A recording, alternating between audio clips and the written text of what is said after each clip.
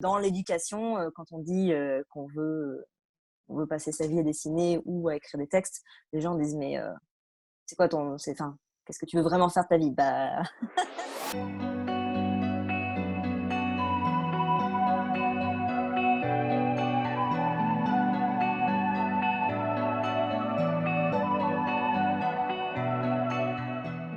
Bonjour à toutes, merci d'avoir accepté de nous rejoindre pour cette 6e table ronde de la semaine autour du projet Décoléré. Pour faire un bref récapitulatif, Décoléré, c'est un projet qui est né durant la période de confinement. C'est né parce que pas mal de personnes disent que le monde est en train de changer, qu'il y a un monde d'après et qu'il faut le réinventer. On remarque souvent que dans les périodes difficiles, les minorités sont encore plus mises à mal ou encore moins entendues que d'habitude.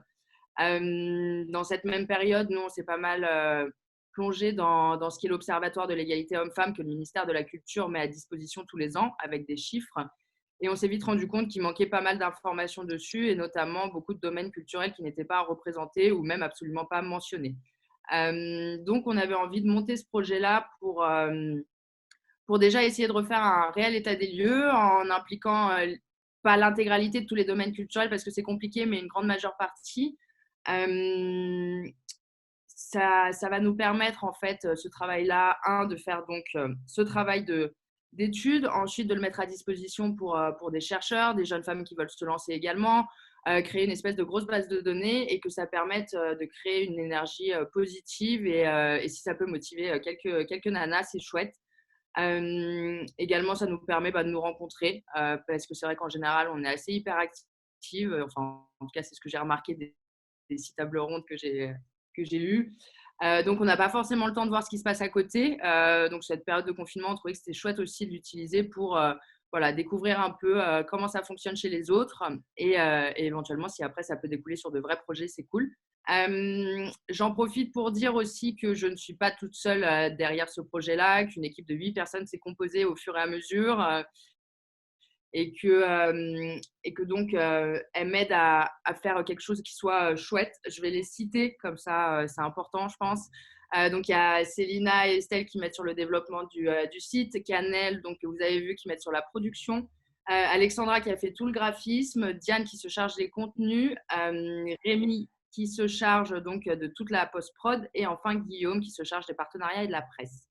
Je précise que ces tables rondes ne sont pas enregistrées en direct, qu'on les rediffuse 1 ou 2 jours après.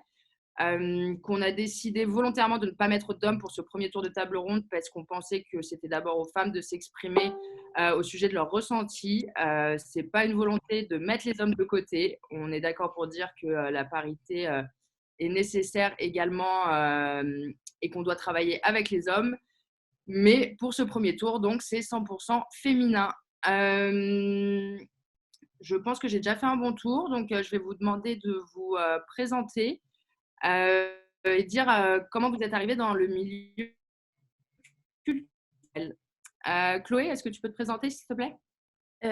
Oui, donc moi je suis éditrice, je dirige la maison d'édition qui s'appelle Anamosa, qui est une relativement jeune maison dont les premiers titres sont parus en mars 2016. Et en fait, oui, moi j'ai commencé dans l'édition très tôt, en 2000-2001, par goût, avec un stage dans une maison qui était à l'époque pionnière et qui n'existe plus, qui s'appelle zeroheure.com, qui était une des premières à proposer de la lecture numérique. J'y ai passé 1 an de stage et après, en fait, j'ai travaillé pendant 13 ans aux éditions Autrement. Donc, j'y suis arrivée par envie et par le passage des stages. Et sur Anamosa, parce que c'est sans doute des sujets qui vont apparaître. Donc, on publie des essais des sciences humaines. Et alors, je suis on a choisi, ça s'est fait d'ailleurs assez spontanément, nous, d'aborder les questions de féminisme, de genre, de normes sociales, quelles qu'elles soient, non pas dans un espace à part, mais parce que ça traverse toutes les questions de société. Donc, parmi les livres de la première année, par exemple, on a commencé avec une histoire des violences conjugales d'une historienne du droit qui s'appelle Victoria Vanneau, par un ouvrage d'une sociologue qui s'appelle Béatrice Barbus, qui s'appelle Du sexisme dans le sport, dont l'actualité ne cesse d'être criante dans le domaine du sport. Pour donner un autre exemple plus récent, on a publié le livre de la philosophe, une enquête assez originale de la philosophe féministe Camille Froidevaux-Métry, un livre qui s'appelle Saint, enquête d'une libération, ça qui est paru tout début mars. Voilà, et j'ai pas voulu créer un espace dédié à ce type de texte parce que pour nous, ça concerne, ça s'inscrit dans toutes les autres problématiques auxquelles on peut s'intéresser. Voilà. Merci. Léina, est-ce que tu peux te présenter également, s'il te plaît? Oui, alors je fais partie d'un collectif qui s'appelle Ta mère c'était le soleil.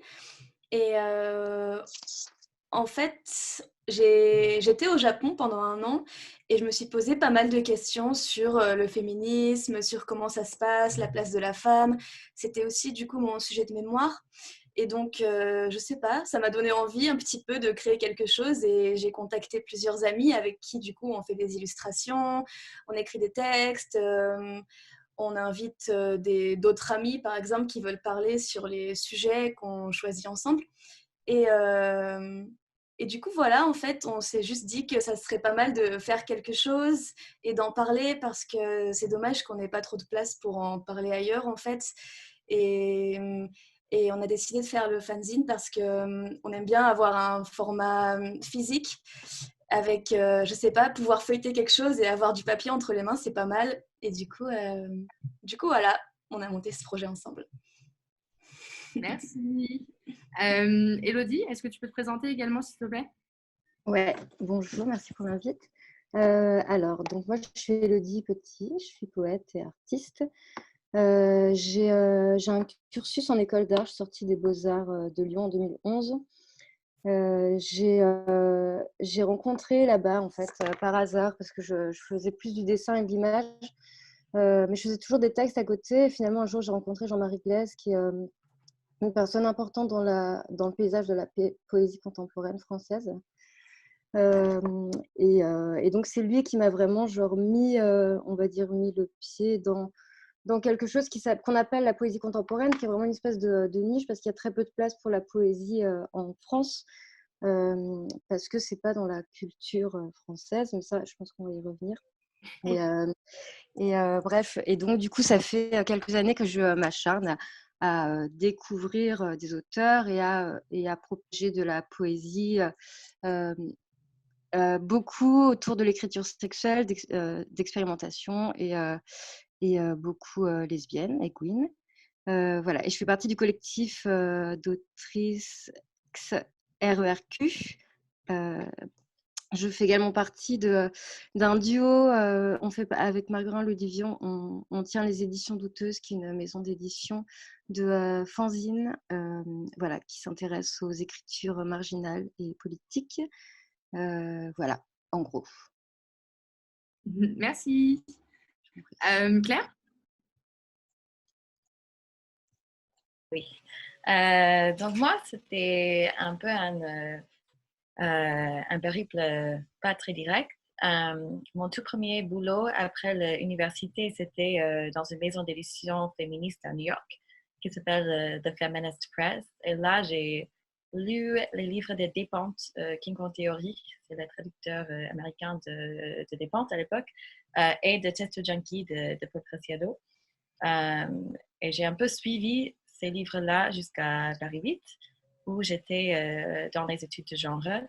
Et j'étais d'abord dans la recherche, mais j'ai commencé à faire des textes qui n'entraient plus dans ce cadre-là, qui étaient trop fictionnels. Donc, j'ai après fait un master de création littéraire à Paris 8.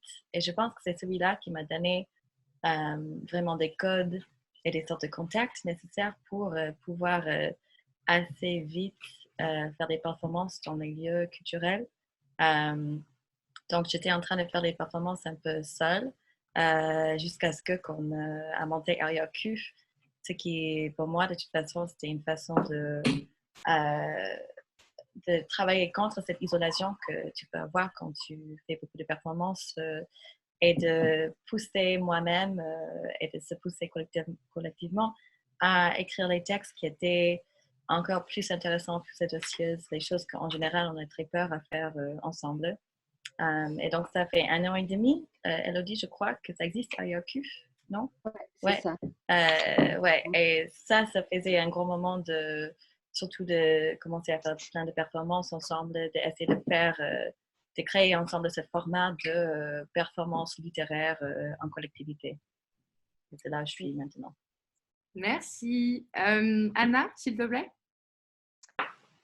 Salut à tous, moi c'est Anna Materbrun, donc je suis illustratrice en pro depuis peu finalement, parce que pareil, moi mon parcours n'est pas un long fleuve tranquille.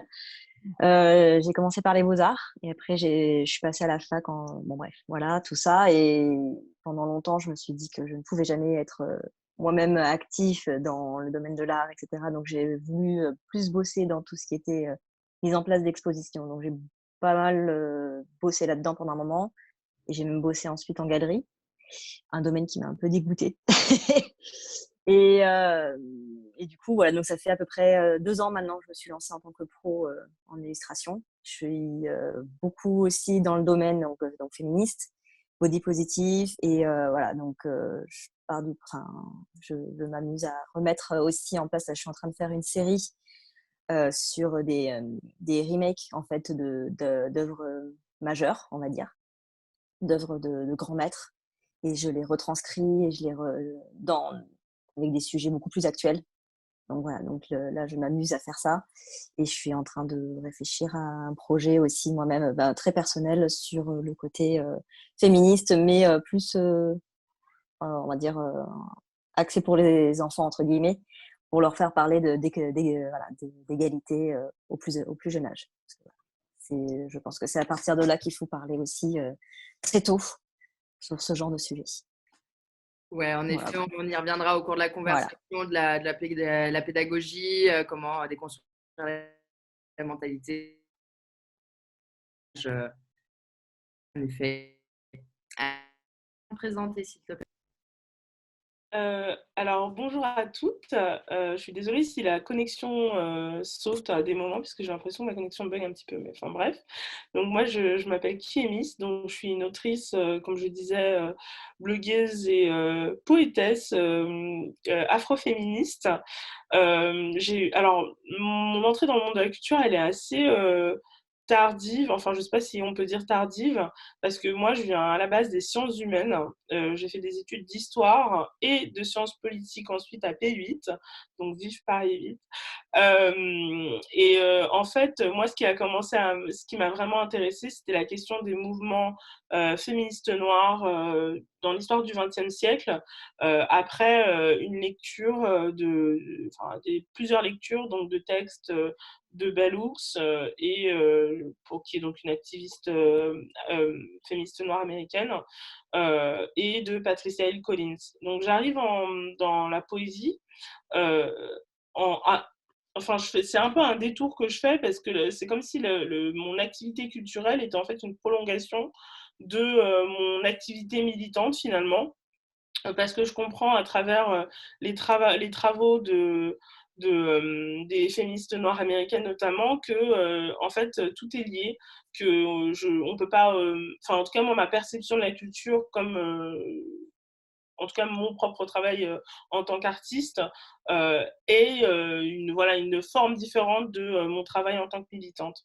Donc je m'inspire évidemment de la grande Audre Lorde, je sais pas je pense que vous connaissez toutes, et c'est à travers en fait son texte sur la poésie qui n'est pas un luxe que je m'empare en fait du médium de la poésie. Et donc du coup ce que tu disais Elodie me parle beaucoup, puisqu'effectivement il n'y a pas du tout une culture poétique aussi large et riche qu'aux États-Unis, mais je trouve que c'est un médium que j'ai voulu aussi réemprunter. Ensuite, je ne me limite pas du coup à la poésie, puisque comme en venant de l'histoire, j'ai toujours cette envie en fait, de proposer aussi des essais, enfin des textes un peu plus scientifiques, j'ai envie de dire. Mais voilà, donc voilà, je pense que j'ai une perception de mon propre travail artistique comme très politique. Je pense j'ai l'impression qu'on va beaucoup se retrouver là-dedans. Et du coup, peut-être aussi une difficulté parfois en termes de légitimité, parce que de ne pas avoir le parcours classique. Mais je pense aussi qu'on va en parler un peu plus tard tout à l'heure. Merci. Merci à toutes de vous être présentées. Je pense qu'Amy, c'est ma connexion qui bug. La fibre, je l'ai perdue avec le confinement, c'est un enfer. Donc, parfois, si ça bug, ça vient de chez moi, donc vous inquiétez pas. Pour démarrer, on va commencer un peu comme d'habitude par une introduction historique. On a donc sélectionné des dates qui sont pas forcément, évidemment il en manque. L'idée c'est surtout de remettre en avant des femmes qui ont aidé pour le développement de la culture. Donc voilà, on va bien partir sur 5-7 minutes. C'est la pause, vous avez déjà une pause maintenant, c'est moi qui travaille, donc allons-y. Et vous m'excuserez si évidemment il y a des dates qui manquent, on ne pouvait pas tout faire. On va commencer, on ne va pas aller jusqu'à l'Antiquité cette fois-ci, on va commencer en 1177. Au Moyen-Âge, les femmes avaient un rôle très important de mécène. En effet, on retrace beaucoup de commandes de leur part et de protectorat d'auteurs. Il avait un rôle social et politique. Par exemple, de 1177 à 1181, Chrétien de Troyes travaille au Lancelot pour la comtesse Marie de Champagne. En 1286, Marguerite Douin est une des premières écrivaines dont nous avons une trace. Religieuse de l'ordre des Chartreux, elle a écrit des textes basés sur ses visions mystiques comme Pagina Meditationum. 1405, dans son œuvre La Cité des Dames, Christine de Pisan défend sa thèse que l'inégalité intellectuelle entre hommes et femmes est à attribuer non pas à la nature, mais à l'éducation et aux représentations d'elle-même fournies aux femmes par le discours misogyne dominant. Elle est la première femme à vivre de sa plume. 1555, c'est la publication du recueil des œuvres poétiques de Louise Labbé. Elle puise l'inspiration dans la culture latine, auteur de figures éminentes comme Catulle, Horace ou Ovide, dont les métamorphoses et les héroïdes en particulier servent la verve poétique de la poète. 1662, parution anonyme de la première œuvre de Madame de La Fayette, la princesse de Montpensier.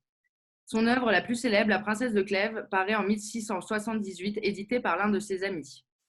1788, parution de l'essai philosophique Lettres sur les ouvrages et le caractère de Jean-Jacques Rousseau par Germaine de Stel. Favorable à la Révolution française, elle adopte une position critique dès 1791 qui l'obligera à se réfugier en Suisse, d'où elle écrira, entre autres, de l'Allemagne, qui ouvrira la voie au romantisme français.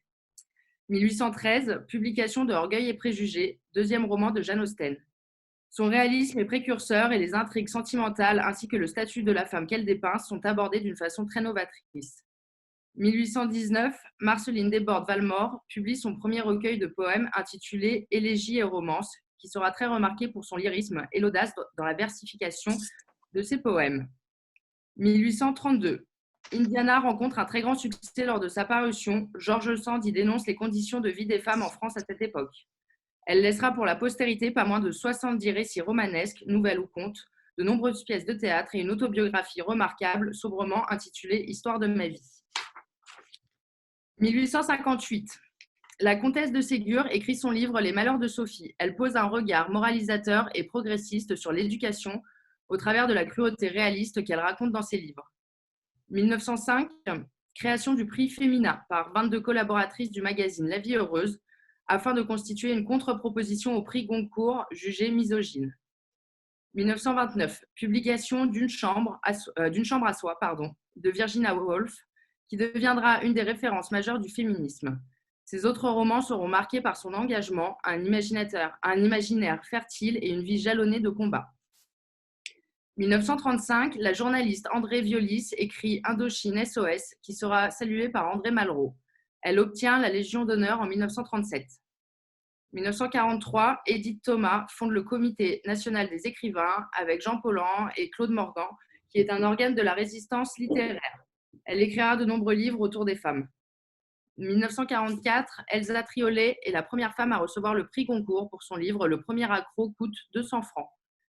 1949, Simone de Beauvoir, dans Le deuxième sexe, prône la libération et l'émancipation de la femme.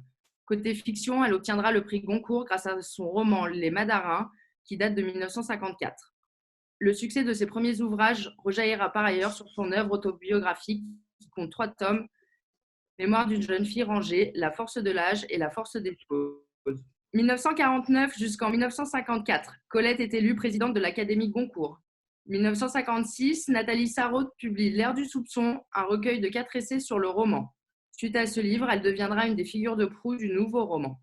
1960, Claire Bretéché rejoint Pilote et participera grandement à l'émergence de la bande dessinée adulte francophone avec des projets comme Les Frustrés, publiés dans le Nouvel Observateur de 1973 à 1981. 1961, Madeleine Brown devient co-directrice avec Louis Aragon des éditeurs français réunis qui, dans la politique éditoriale du Parti communiste français, ont la responsabilité des romans et traductions d'œuvres des pays socialistes, ainsi que de la publication d'ouvrages historiques. 1964, c'est la publication de Le Ravissement même moi, je ne sais pas ce que j'ai écrit, de Lolwestein de Marguerite Duras. Immense auteur de la mémoire, de la mélancolie, de la déconstruction, autant dans son récit que dans son écriture au travers de personnages féminins plus ou moins autobiographiques. Il écrira également des scénarios pour Alain Resnais et réalisera plusieurs films.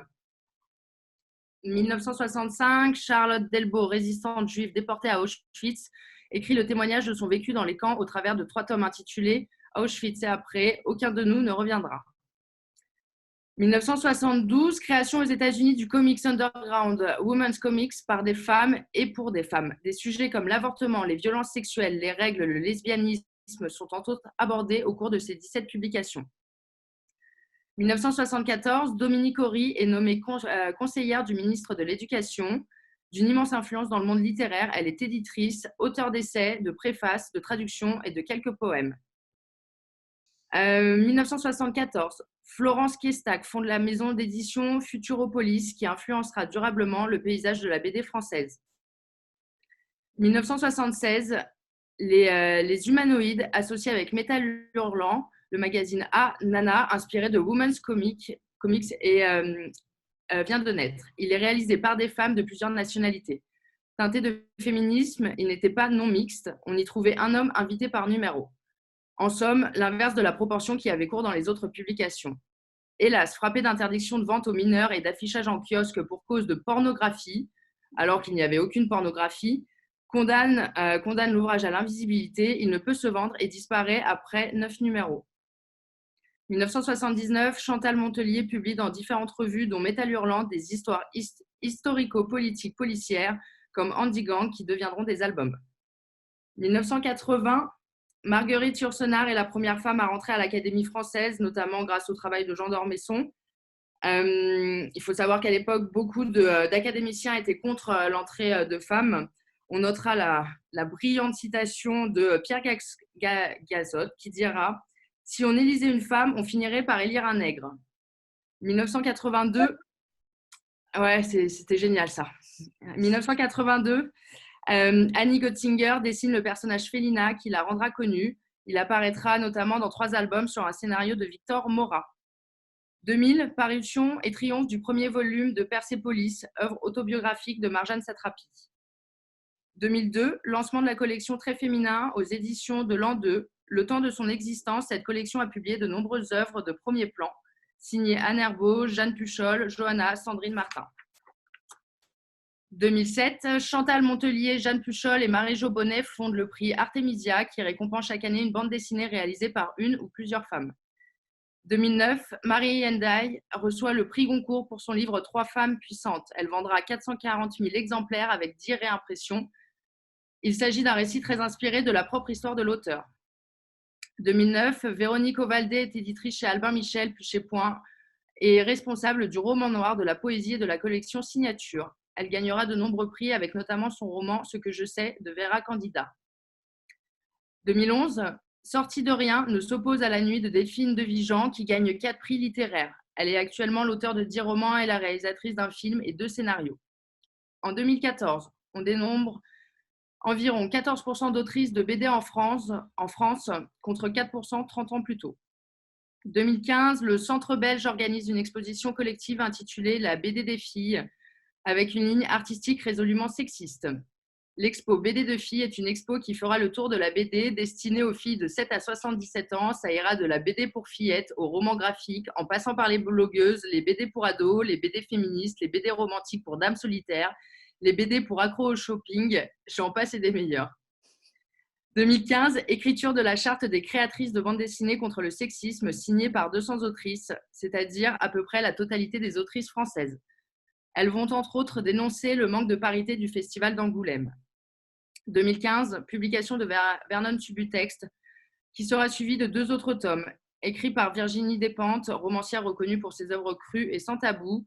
Elle traite de sexe et de violence. Loin de la littérature érotique qui vise à provoquer le désir ou à stimuler l'excitation sexuelle, la sexualité chez Despentes représente la façon dont s'organisent les rapports entre les hommes et les femmes, en passant par les figures archétypales de la prostitution et du viol.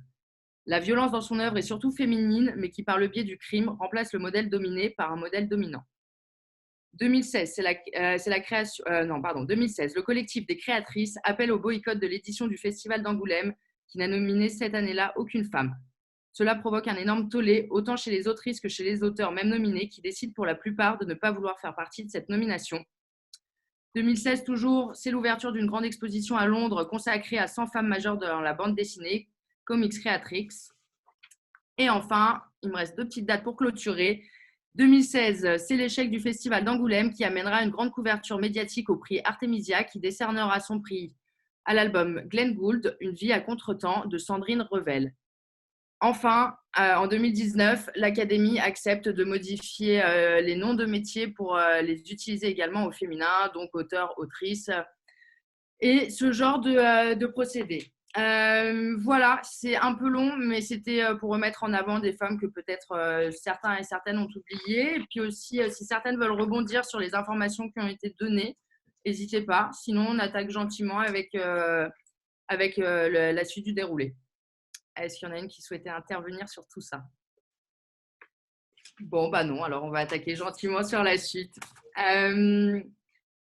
On a pas mal vu dans le déroulé, en effet, toutes les histoires d'hommes au départ qui ne voulaient pas particulièrement laisser la place, notamment avec l'Académie française. Bon, le milieu de l'édition reste quand même un milieu particulièrement féminin comparé aux autres milieux culturels. Mais j'aurais tout de même voulu avoir votre avis sur vous, vos débuts. Quand vous vous êtes lancé, est-ce que vous aviez l'impression qu'il faille un peu plus faire sa place? Ou au contraire, ça s'est fait assez naturellement et vous n'avez pas eu de difficultés particulières?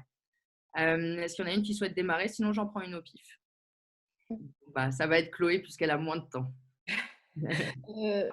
Non, ben oui, la particularité de l'édition au sens large, c'est que c'est un milieu côté édition, côté effectivement, on l'a vu, auteur-autrice, c'est un peu différent, mais du côté des métiers de l'édition, qu'il s'agisse des éditeurs, du commercial, des attachés de presse, c'est extrêmement féminin.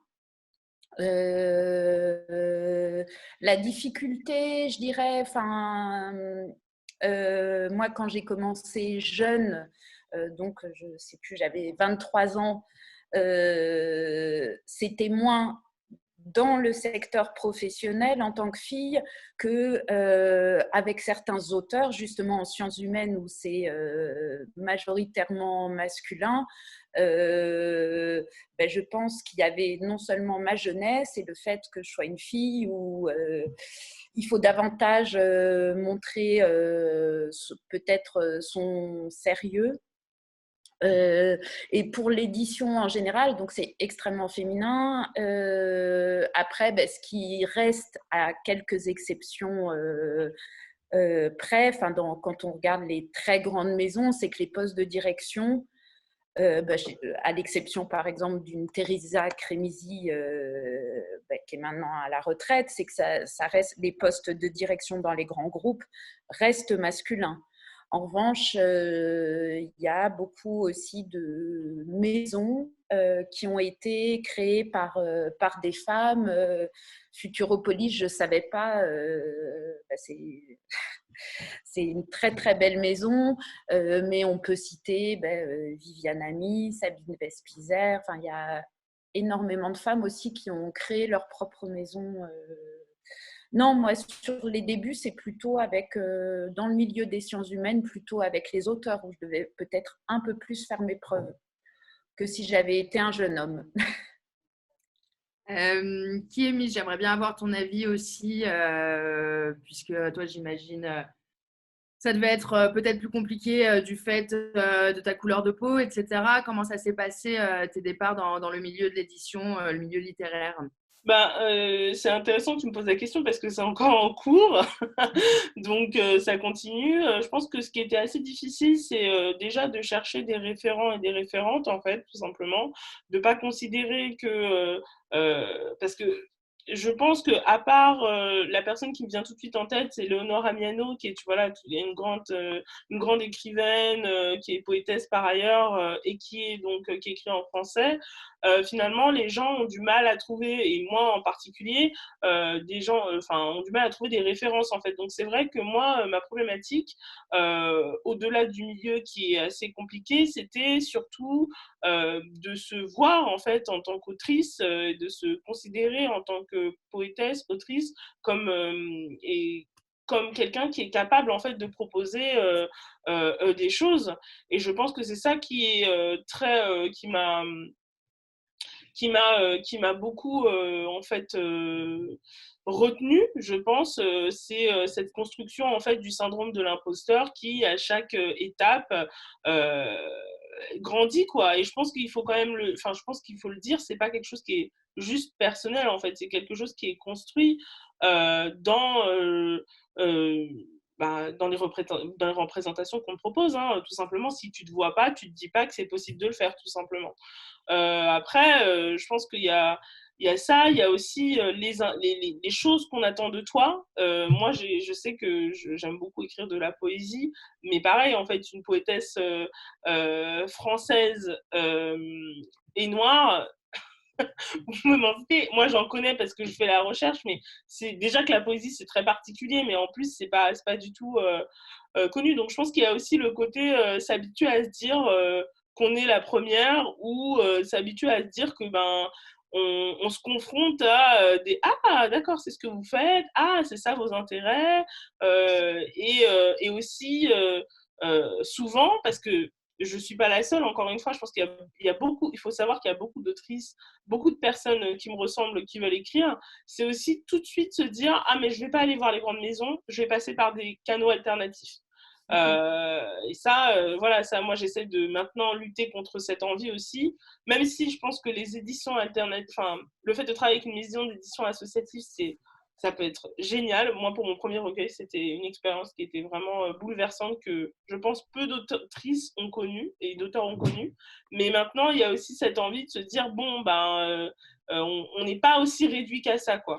Donc, donc voilà, c'est un travail en cours, c'est un travail qui nécessite un entourage artistique qui vit parfois les mêmes choses.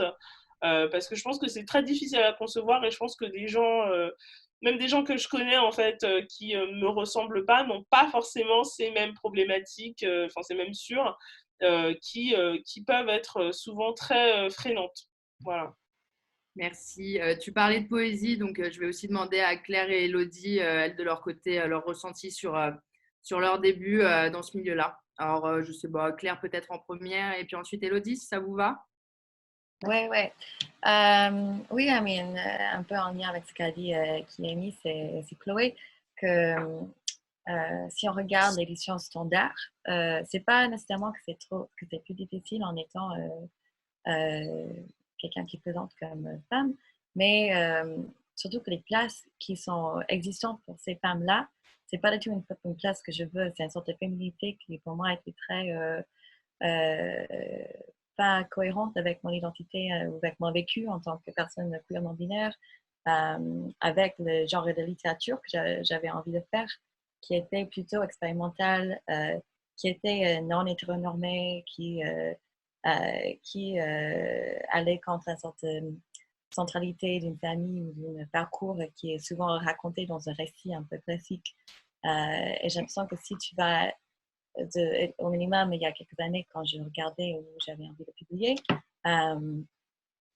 si tu as envie de publier dans quelque chose qui est plus visible, souvent c'est avec un texte qui répond à une version du récit ou de narration ou de la littérature qui est liée à une sorte de féminité très normée avec lequel j'avais très peu de rapports et je n'avais pas envie d'entrer dans ça. Donc, comme a dit Kiamis, on se retrouve souvent dans les canaux plutôt alternatifs parce que justement ça permet d'écrire des choses, notamment de publier des choses un peu expérimentales, des choses qui ne sont pas dans cette norme éditoriale, mais avec la différence que notre visibilité est différente justement que si on est dans les plus grands des canaux, par exemple. Et je sais qu'Elodie, avec la maison d'édition, tu penses beaucoup à ces problématiques-là. Ouais. Ouais, merci pour le lien, Claire.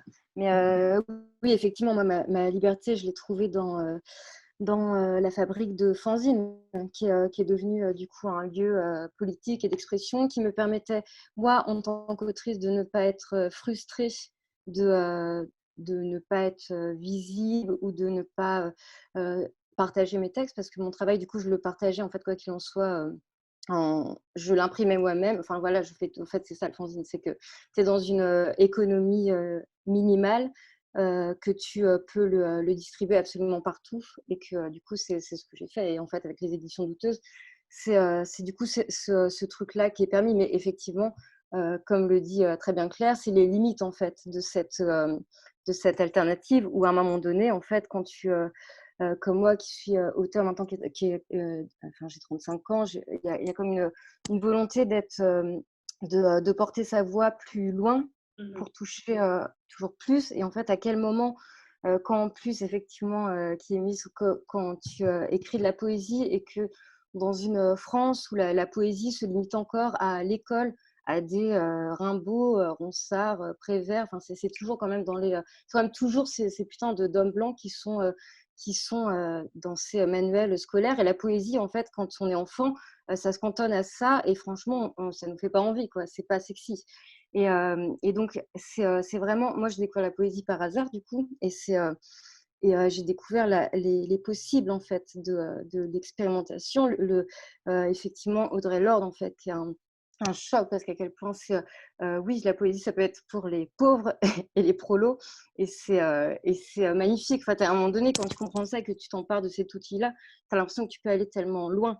Et voilà. Et malheureusement, du coup, c'est vrai qu'il y a peu de place pour ça. On n'a pas une culture outre-Atlantique de la poésie, mais quelque chose arrive et j'ai l'impression que de plus en plus de personnes s'intéressent aux textes qui ne sont pas des romans, mais ça, c'est le problème de la France, en fait. C'est-à-dire que quand même, les Français adorent les romans ou les essais, mais par contre, tout ce qui est texte court, comme les nouvelles, enfin, il n'y a pas de place pour ça. Tu parlais de fanzine, justement. Je vais demander à Léina, de son côté, avec ton projet qui est assez jeune, comment ça se passe pour faire votre place doucement mais sûrement.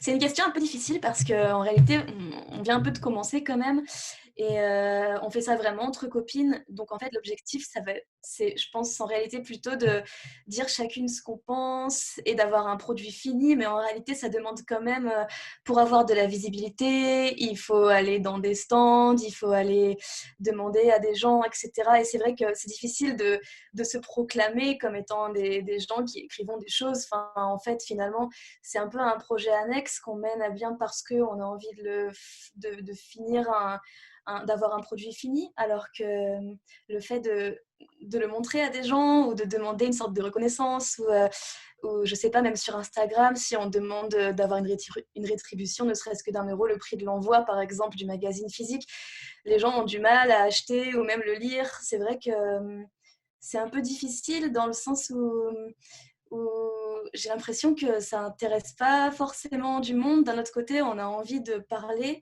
et ouais, je pense que la visibilité, c'est un problème qui nous empêche un peu de diffuser plus facilement notre fanzine. Mais en même temps, je ne sais pas si ça nous dérange vraiment parce qu'on aime bien ce côté un peu, on fait ça dans notre coin et du coup, il n'y a pas du tout de limite sur ce qu'on dit. Et du coup, j'ai l'impression que c'est le prix à payer pour la liberté d'expression qu'on peut se donner en fait. Merci. J'aimerais bien aussi avoir l'avis d'Anna à ce sujet pour le côté de l'illustration. Justement, tu disais que ça faisait 2 ans, je crois que tu es passé pro. Pourquoi il t'a fallu autant de temps pour passer le cap? Alors moi, c'est beaucoup. Je rejoins Kémis sur le syndrome de l'imposteur, saleté, qui a beaucoup de mal bon, nous, on a du mal à s'y faire. Le truc aussi, c'est que il y a le côté illustration, en faire un métier, c'est pas un métier. Enfin, comme beaucoup d'autres métiers, comme poète, comme poétesse, comme voilà, tout ça. C'est dans l'éducation, quand on dit qu'on veut passer sa vie à dessiner ou à écrire des textes, les gens disent mais c'est quoi qu'est-ce que tu veux vraiment faire de ta vie? Bah donc il y a ce côté éducation aussi très ancré qui a beaucoup de on a beaucoup enfin moi personnellement ça a été un énorme travail sur le fait de s'en libérer complètement. Donc il m'a fallu du temps. C'est mieux vaut tard que jamais. Je rejoins aussi beaucoup Leïna aussi sur la côté visibilité aussi qui a beaucoup de mal.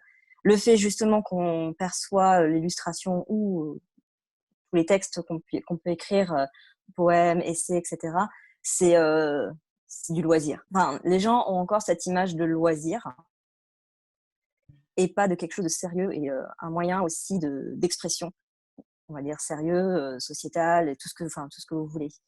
Donc c'est vrai que c'est très compliqué d'en faire de le faire comprendre aux gens que c'est un moyen d'expression, que ça permet, enfin moi en tout cas l'illustration je le vois vraiment comme un moyen de débat, d'éveiller des consciences. En tout cas c'est ce que j'essaye de faire moi à travers tous les sujets que je mets en place. Et d'où le fait aussi sur ma série, comme je l'avais dit auparavant, sur la série où je reprends des œuvres, où je les retranscris complètement sur des sujets beaucoup plus actuels. Et ça fait débat, effectivement. Ça peut faire vraiment débat. Et bon, après, c'est le problème des réseaux sociaux. Bon, effectivement, pour l'instant, je suis très réseaux sociaux parce que pour moi, c'est une des seules, en tout cas, entre guillemets, visibilité et vitrine que j'ai. Donc, c'est vrai que c'est sur ça que je suis extrêmement active. Je fais face à plein de choses. Je fais face aux algorithmes. Je fais face à plein de choses de ce genre. Par exemple, on va dire que je mets en avant le corps de la femme essentiellement. On me reproche de parler beaucoup de femmes, de ne représenter pas tout le temps, mais beaucoup de femmes. C'est un choix. C'est justement un choix personnel. Les femmes ont tellement été peu représentées que pour une fois, hein, on ne va pas se gêner. Après, on fait face aussi à la censure d'Instagram par rapport au corps nu, par rapport aux mamelons, aux tétons, à tout ce que vous voulez, par rapport à soi-disant à ce que ça soit une pornographie absolument censurée, mon Dieu. Cacher ce sein, on saurait voir. Mais moi je fais face à beaucoup de ce genre de choses, à beaucoup de, comment dire ça, alors c'est le problème aussi de tout ce qui est Internet. Tout ce qui est sur Internet, les gens pensent que c'est gratuit, pensent que ils peuvent s'en emparer comme ils le veulent et comme ils le souhaitent. Donc c'est pas que je fais la chasse à ça, mais je fais aussi beaucoup de pédagogie sur les droits d'auteur, qui est une notion encore très floue, en tout cas surtout en France. Donc il y a ça aussi. Donc on va dire que c'est un combat vraiment de se faire connaître, de valoriser son travail et aussi de le protéger aussi, de le protéger, ce qui n'est pas forcément évident en ce moment et surtout avec Internet en fait. Chloé, tu voulais rebondir. Oh, pardon, excuse-moi, Anna. Non, je t'en prie, vas-y, c'est bon. Chloé, tu voulais rebondir sur ce que Anna disait. Oui, ouais, ouais. Et sur cette notion très importante que tu as dit, Anna, le loisir. Et en fait, ça vient aussi c'est presque, enfin, de l'histoire du droit d'auteur, alors qui existe depuis longtemps en France. Enfin, c'est Beaumarchais, Mm. mais qui a été conçu justement comme un à côté. On le voit bien, quelqu'un, justement, vous sans doute, qui avez fait la bascule peut-être d'avoir tous vos revenus qui viennent du droit d'auteur, un universitaire ou n'importe qui a des revenus en droit d'auteur. Alors certes, il les met sur sa feuille d'impôt, mais c'est pas imposable. Quand tu es au chômage et que c'est lié à un autre poste et que tu touches des droits d'auteur en étant au chômage, qui sont certes une part moins importante de tes revenus, ça n'est pas déduit du chômage. Donc c'est hyper important. Enfin, alors je crois quand même mais c'est ce que tu dis, que les choses changent grâce à l'organisation des auteurs et des autrices. Et moi, je suis assez admirative de ça. Et surtout, là, on le voit pour les aides pour les auteurs et autrices en cette période, c'est qu'il est fondamental qu'on arrête de voir le statut d'auteur ou d'autrice comme étant un à côté et oui, du loisir ou pas du vrai travail au sens de gagner sa vie. Et en ça, je pense que si des politiques s'en emparaient, il y aurait des rapprochements à faire avec le statut des intermittents, parce que la période d'écriture avant qu'un manuscrit soit publié, etc., elle n'est pas comptabilisée. Tous les échanges, les prospections, même quand on est traducteur ou traductrice, enfin tout ça, c'est le temps de répétition pour les autres, par exemple dans le spectacle vivant, qui ne rentre jamais comment dire, en calcul, enfin en mode de rémunération. Alors j'espère que le statut des intermittents va rester, mais je trouve que pour les auteurs et les autrices, ce serait un modèle d'inspiration assez important. Voilà, oui, non, ça. Ouais, c'est vrai qu'on a un statut. Enfin, moi, je viens du milieu de la musique, donc en effet, on a ce statut d'intermittent qui est assez chouette, mais qui parfois est assez compliqué aussi à remplir. Donc, c'est vrai que nous, on voit beaucoup de musiciens qui, s'ils font pas leurs 566 heures, je crois, ça devient plus compliqué et assez précaire. Enfin, c'est un statut qui est bien, mais parfois qui peut être aussi, comme tout, hein, de toute façon, il y a toujours du bien et du moins bien. C'était pas une question que j'avais notée au début, mais vous parlez pas mal de canaux alternatifs depuis le départ. Est-ce qu'en fait, il y a une opposition un peu entre les canaux traditionnels d'une certaine manière, enfin les grandes maisons d'édition, etc. Et est-ce que vous pensez donc qu'il faille passer par ces canaux alternatifs pour avoir plus de visibilité, plus de place, ou peut-être être plus écouté? Est-ce que c'est relié aussi au fait d'être une femme et d'avoir des idées plus engagées peut-être, et donc pas pouvoir rentrer dans des maisons d'édition classiques? Qui est Miss? Tu as levé la main. Ouais. Je pense que sur la question des maisons alternatives, comment? Le truc, c'est que moi, personnellement, j'ai eu une très bonne expérience et je continue par rapport à de la poésie parce que en fait, ma poésie, je pense qu'elle est un peu, comment? J'aime bien avoir le champ libre. Enfin, ce que tu disais, Elodie, ça m'a totalement parlé sur la poésie comme espace de liberté. Ça m'a vraiment parlé. Et je pense que, de fait, quand tu rentres dans une grande maison d'édition, c'est un peu plus compliqué. Donc, bon, voilà. Après, je pense qu'il faut vraiment pas glorifier. Enfin, c'est pas glorifier parce que c'est un choix, mais le choix de la maison alternative, ça veut aussi dire le choix d'une plus grande précarité aussi, hein. Je pense qu'il faut être totalement honnête là-dessus. Ça peut être un espace d'expression super.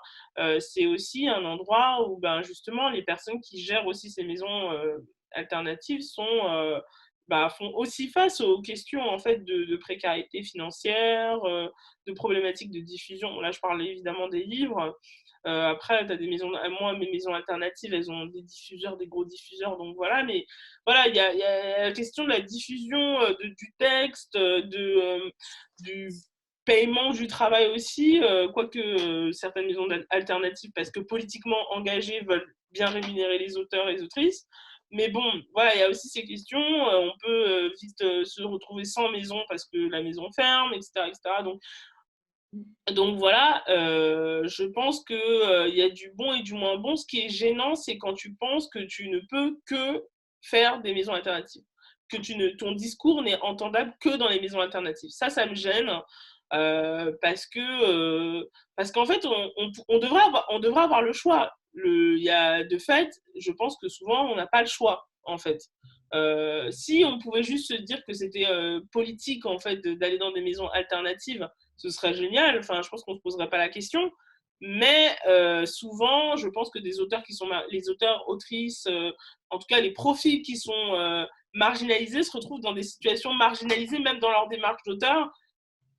Je ne sais pas si ça permet justement d'avoir un changement de système ou même d'un questionnement en fait des grandes maisons, parce que finalement elles se disent bon bah ils vont dans leur petit truc et puis nous on continue à faire ce qu'on a à faire, quoi.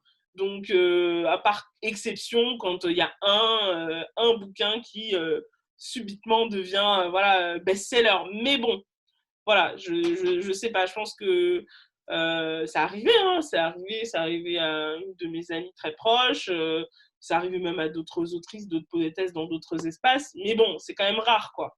Donc voilà. Il y a Elodie qui voulait rebondir et ensuite ce sera Claire. Ouais.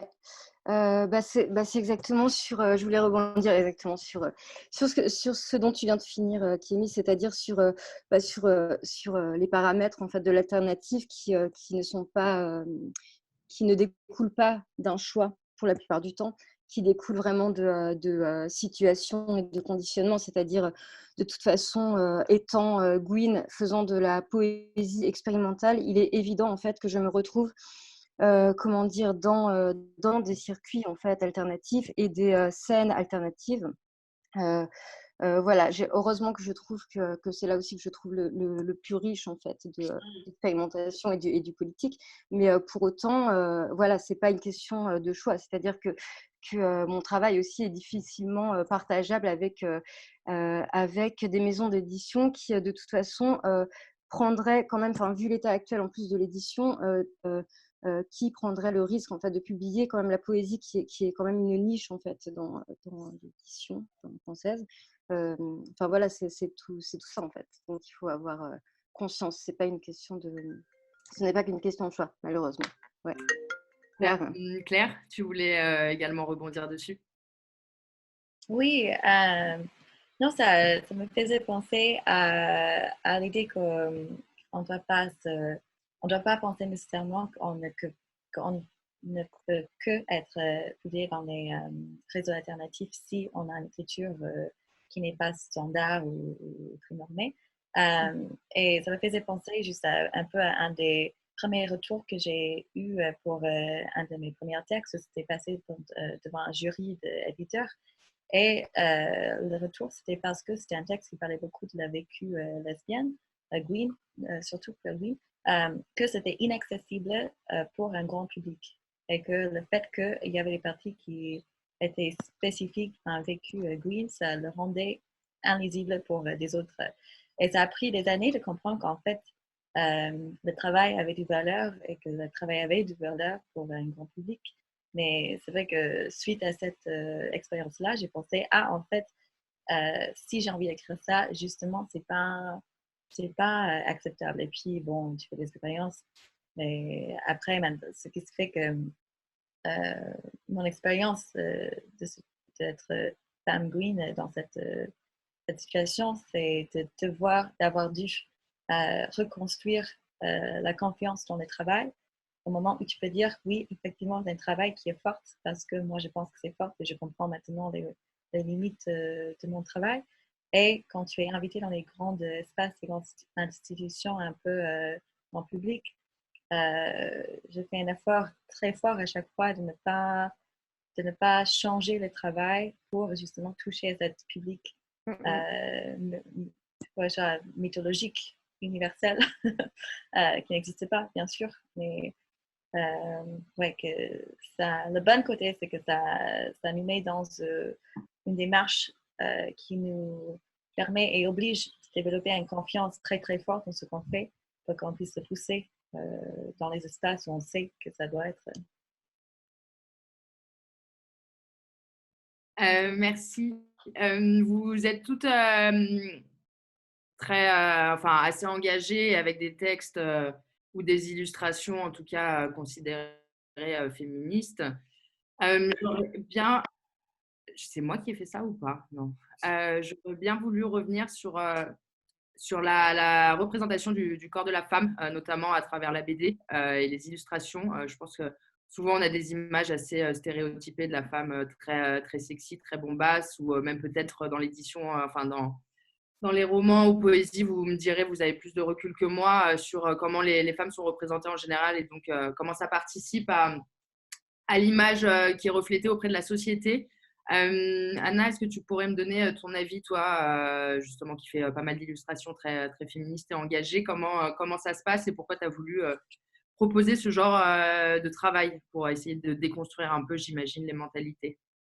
Bah ouais, effectivement, on a cet imaginaire. Moi, par exemple, ça me fait penser tout de suite aux comics. Du coup, par exemple, des super-héroïnes, toutes super bodybuildées avec des gros seins, des machins, enfin, tu vois. Et, euh, et bon, faut pas se cacher, ça a été dessiné par des hommes, hein. donc, mais même dans tout ça, dans toutes les BD, même tout ce qui est humoristique, il y a toujours cette idée que la femme est forcément un objet ou, enfin voilà. Et l'idée dans ce que j'ai voulu faire, c'est vraiment de déconstruire tout ça, c'est de mettre aussi en place, enfin, des idées différentes, des femmes différentes. On est tous, enfin, la femme, c'est pas une femme, c'est 10 000 femmes. Enfin voilà, et moi ce que j'aime faire, c'est de représenter toutes les femmes et toutes sortes de femmes, tout genre de femmes. Donc moi ça m'amuse de faire ça parce que déjà on me critique en disant je ne dessine que des femmes. Donc je m'en fiche. Clairement, j'en ai rien à faire. Et au contraire, du coup, tant qu'à faire, si on me critique de mettre en valeur la femme, autant de toutes les mettre en valeur. Donc, quel que soit leur genre, quelle que soit leur peau, quel que soit tout. Enfin, voilà.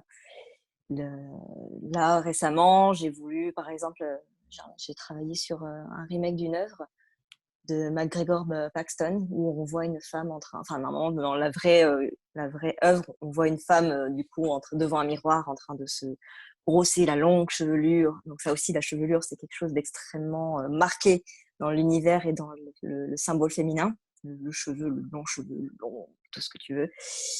Et ben moi j'ai voulu complètement déconstruire ça et en représenter plutôt du coup une femme chauve qui est en train d'enlever justement sa perruque avec derrière justement sur ce côté très, très haineux des messages qu'on peut recevoir dans les réseaux sociaux, etc. Et voilà, donc moi dans tout ce que j'essaye de faire, c'est de déconstruire ce côté féminin, tous les codes féminins qu'on peut avoir sur la femme, quelle qu'elle soit. Donc voilà, moi c'est ce que j'essaie de défendre au fur et à mesure.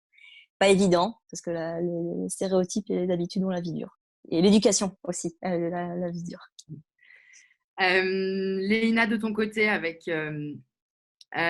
votre travail, comment vous essayez de modifier un peu les mentalités et de faire avancer le schmilblick? Je sais pas si vous me voyez, je crois que ça bug. Oui, c'est un peu difficile parce qu'en réalité, on s'est vite heurté. Vous m'entendez? Mal, ouais, ça assure. Bon, alors sinon, on va demander à quelqu'un d'autre en attendant, le temps que ça se restabilise, si tu veux. Qui est Miss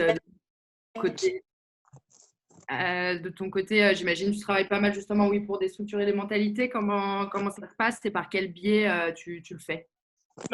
Typiquement, dans mon dernier recueil de poésie, pour moi, c'était important de considérer que à la fois, je voulais en fait, je parlais à la fois déjà de mon expérience, donc déjà de femmes noires, et que je parlais pour les femmes noires, mais que je pense que la critique est souvent faite, et on en a parlé un petit peu avant, c'est qu'on a cette représentation de la production artistique qui nous est proposée par les grandes maisons d'édition comme étant universelle, alors qu'en fait, je pense qu'il y a beaucoup de, entre guillemets, gatekeepers, je ne sais pas comment traduire ça en français, des personnes qui considèrent que le grand public n'est pas capable de comprendre des choses. Le grand public, c'est-à-dire le grand public vu comme étant mainstream, hein, donc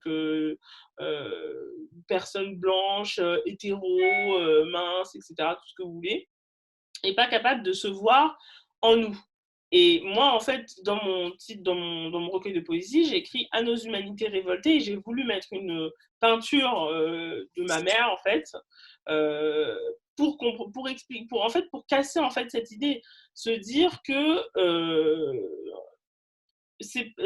en me représentant moi, il est possible de voir une partie de l'humanité, et des gens qui n'ont pas forcément tout mon vécu, ou des gens qui ne me ressemblent pas forcément, peuvent se voir, parce qu'ils peuvent se voir dans mon humanité, en fait, dans l'humanité de personnes qui me ressemblent. Et finalement, dans mon expérience, ce que j'ai compris, c'est que en fait, les gens sont très capables de se voir, en tout cas, même si peut-être que pour certaines personnes, ça leur demande un effort supplémentaire. Mais en général, j'ai eu des gens qui n'ont pas la même expérience de vie que moi, qui m'ont dit, en fait, je comprends ce que tu dis. Je comprends, ce sont des émotions que je comprends, c'est des émotions que j'ai pu partager parfois sur certains sujets. Et je pense que souvent, voilà, c'est un peu pour rebondir sur ce que tu disais aussi, Claire, hein, c'est qu'il y a une idée ça passe par, on nous propose en fait une image des femmes ou de la femme entre guillemets, et on dit ah non mais de toute façon les gens ils peuvent pas se reconnaître, et en fait c'est limite prendre les gens qui consomment, qui achètent et qui soutiennent l'art et qui consomment de l'art pour des imbéciles. S'ils sont capables de voir en fait qu'il y a des gens différents, parce que dans leur vie de tous les jours il y a des gens qui sont différents en fait. Donc mais je pense que je vais peut-être redonner la parole à Léina puisqu'elle est de nouveau parmi nous. Oui, je crois que ça fonctionne chez Léina désormais. Ça va mieux? Ah ou non, ça a rebugué, c'est terrible. Je crois que le confinement, c'est un enfer. Il limite le débit et même moi, j'en peux plus. Ouais, je crois que c'est bon, on te laisse la main. Ça marche? Ouais, je crois qu'on va y arriver. Ok. C'était par rapport à... Déconstruire les mentalités avec le travail que vous faites et essayer d'avancer un peu dans le bon sens. Je vous avoue que c'est un petit peu difficile parce que en réalité, le public qu'on a, c'est nos amis, les parents, ça va être des gens assez proches. Et du coup, le public qui est censé techniquement être intéressé par ce genre de choses, ça va être un public qui va être plus ouvert aux questions de féminisme, etc. Alors que finalement, on est heurté à, si jamais on se définit comme étant féministe, j'ai l'impression qu'on se coupe d'une grosse partie de gens qui pourraient lire, mais qui ne se sentent pas concernés finalement. Et du coup, faire ouvrir le fanzine à quelqu'un qui ne se dit pas féministe, alors que c'est un magazine féministe, j'ai l'impression que ça crée un peu des limites et c'est compliqué. Je sais que, par exemple, des gens qui lisent ça, qui se sentent pas forcément concernés, finalement peuvent apprécier, mais le problème c'est qu'une fois qu'on donne le mot et qu'on dit qu'on est féministe, j'ai l'impression que vraiment ça empêche, parce qu'il y a des hommes qui se sentent pas, qui peuvent pas se proclamer féministes et qui veulent pas du coup s'engager à ce point-là de lire ou d'affirmer leur point de vue. Donc on essaye quand on en parle de pas forcément utiliser les termes féministes parce que même si ça intéresse certaines personnes, j'ai vraiment l'impression que ça bloque plus qu'autre chose en fait. Je sais pas. Tout à l'heure, Chloé, tu disais notamment que les postes de direction sont pas mal trustés par les hommes. Et puis toi, Léina, tu disais que justement, ça pouvait faire peur les termes féministes à certains hommes. Comment on pourrait arriver à faire en sorte qu'ils rejoignent la cause ou qu'ils comprennent qu'il faille plus de femmes au poste de direction et que notamment les récits féministes, enfin en tout cas les travaux féministes sont pas contre eux et que finalement, ils font aussi ça les concerne d'une certaine manière. Je ne sais pas si Chloé, tu veux rebondir sur l'histoire. Ouais, ou je voulais, moi sur l'édition, mais prendre l'exemple du livre de Béatrice Barbus qu'on a publié en 2006, parce qu'il est très intéressant. Donc, le titre, c'est « Du sexisme dans le sport ». Et l'autrice, Béatrice Barbus, est non seulement sociologue, ancienne sportive, ancienne handballeuse de haut niveau, et à l'époque, première femme à avoir dirigé un club de handball masculin professionnel. Donc, en fait, elle avait, en tant que sociologue, elle était à la fois actrice et observatrice de son sujet. Et ce qu'on a vu, les retours qu'on a vus et qu'elle m'a relaté sur son livre, où elle décrit aussi plein de situations, parce qu'on a gardé un peu de son carnet de bord d'invisibilisation, ou par exemple, un exemple tout bête, mais que chacune d'entre nous peut avoir rencontré dans un autre milieu. Donc, elle était présidente de ce club de hand masculin. Elle s'approche des tribunes pour rejoindre les places réservées, et on lui dit Madame, elle dit mais je suis présidente. Enfin, elle n'avait pas. Et on lui répond ah oui, vous êtes la femme du président. Et elle a dû justifier qu'elle n'était pas la femme du président, mais la présidente tout court. Et en fait, les retours qu'il y a eu dans le monde du sport, où pour le coup, c'est un des milieux comme la politique particulièrement, où le sexisme est particulièrement présent, venait à la fois de femmes qui lui disaient « t'as réussi à mettre des mots sur ce qu'on a vécu », non seulement sur les situations de sexisme, mais aussi d'autres stigmatisations, qu'elles soient de sexualité, de race, etc., de phénomènes de perte de confiance en soi et du syndrome de l'imposteur. Elle a un magnifique passage là-dessus où elle-même raconte comment elle relisait le soir son CV pour se dire « je suis légitime d'être là où je suis en tant que femme ».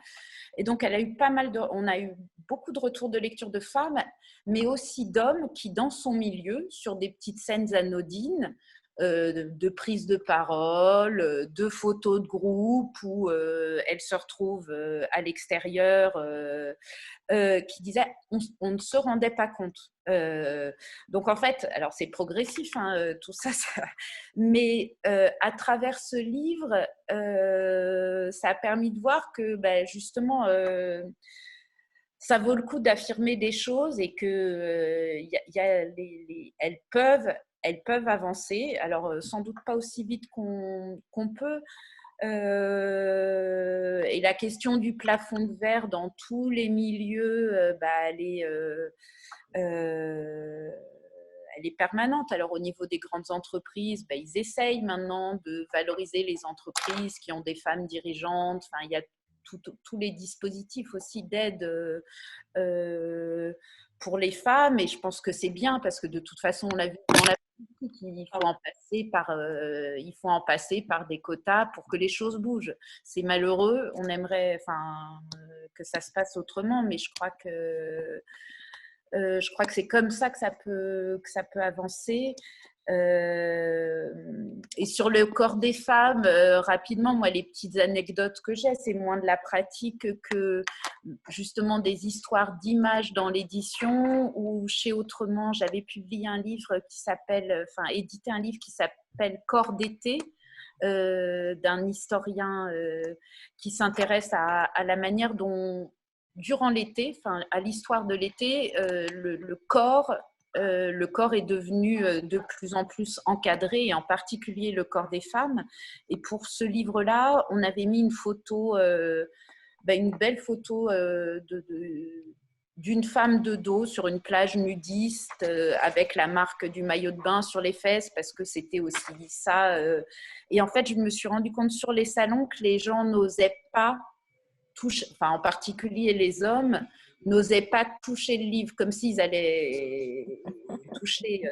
Et tout récemment, le livre de Camille Froide-Vaumétrie, donc Anna, je pense que c'est ce que tu vis régulièrement, qui a un sein avec un téton en une de couverture. Ben moi, ça fait 2 fois 30 jours là, que je suis bloquée sur Facebook à cause de cette couverture et à cause de ce téton. Donc, c'est complètement fou. Enfin, le danger que semble représenter la poitrine des femmes aux yeux de ceux qui édictent ces fameuses règles concernant l'obscénité. Voilà. Avant de passer la main à Élodie, je voulais juste rebondir. Tu parles de légitimisation et puis d'ailleurs, je crois qu'il y en a d'autres qui en ont parlé avant. C'est ce qu'on a retrouvé pas mal sur toutes les tables rondes, cette histoire de on ne se sent pas forcément à notre place ou on s'excuse d'être là au début. Dans notre tête, rien que nous, en faisant le travail personnel, on a du mal au début à se sentir en effet légitime. Je voulais juste préciser pour s'il y a des jeunes femmes qui nous écouteront après que je pense qu'à partir du moment où on s'intéresse à un sujet et qu'on travaille dessus, on est légitime de toute façon. Qu'on vienne de commencer ou qu'on ait 30 ans d'expérience, ça ne remet pas en cause ce qu'on propose ou ce qu'on fait. Et je pense que c'est important de le préciser. Élodie, je peux passer la main. Moi, je voulais juste revenir sur quelque chose qui me désole, qui est le fait que ce soit compliqué en fait, de s'affirmer féministe. Enfin, je suis sortie des Beaux-Arts il y a 10 ans, c'était hyper complexe pour moi parce que quand je disais que je faisais un travail qui était féministe, on me disait ouais mais fais attention parce qu'en fait ça va faire genre ça va un peu effrayer, ça va coller une étiquette à ton travail et ça va t'enfermer dans un truc. Et en fait, en France, le féminisme, c'est quelque chose de sale et on a encore peur de faire peur à ces messieurs, mais enfin, juste nique en fait. Parce qu'en fait, le féminisme est essentiel. Enfin, pour moi, c'est quelque chose d'essentiel dans ma vie. C'est une construction politique magnifique qui est puissante. Et il ne faut pas avoir peur de faire peur. Et surtout, enfin, avec tout ce qui se passe en ce moment, en fait, après MeToo, je sais pas, il faut... je pense juste qu'il ne faut pas avoir peur d'utiliser ce terme qui est magnifique et qui parle de quelque chose de splendide. Enfin, voilà. Vous parlez pas mal justement de peur, de danger, que certaines personnes, parce que parfois c'est aussi des femmes qui peuvent être contre le féminisme, même souvent c'est elles qui sont les plus virulentes.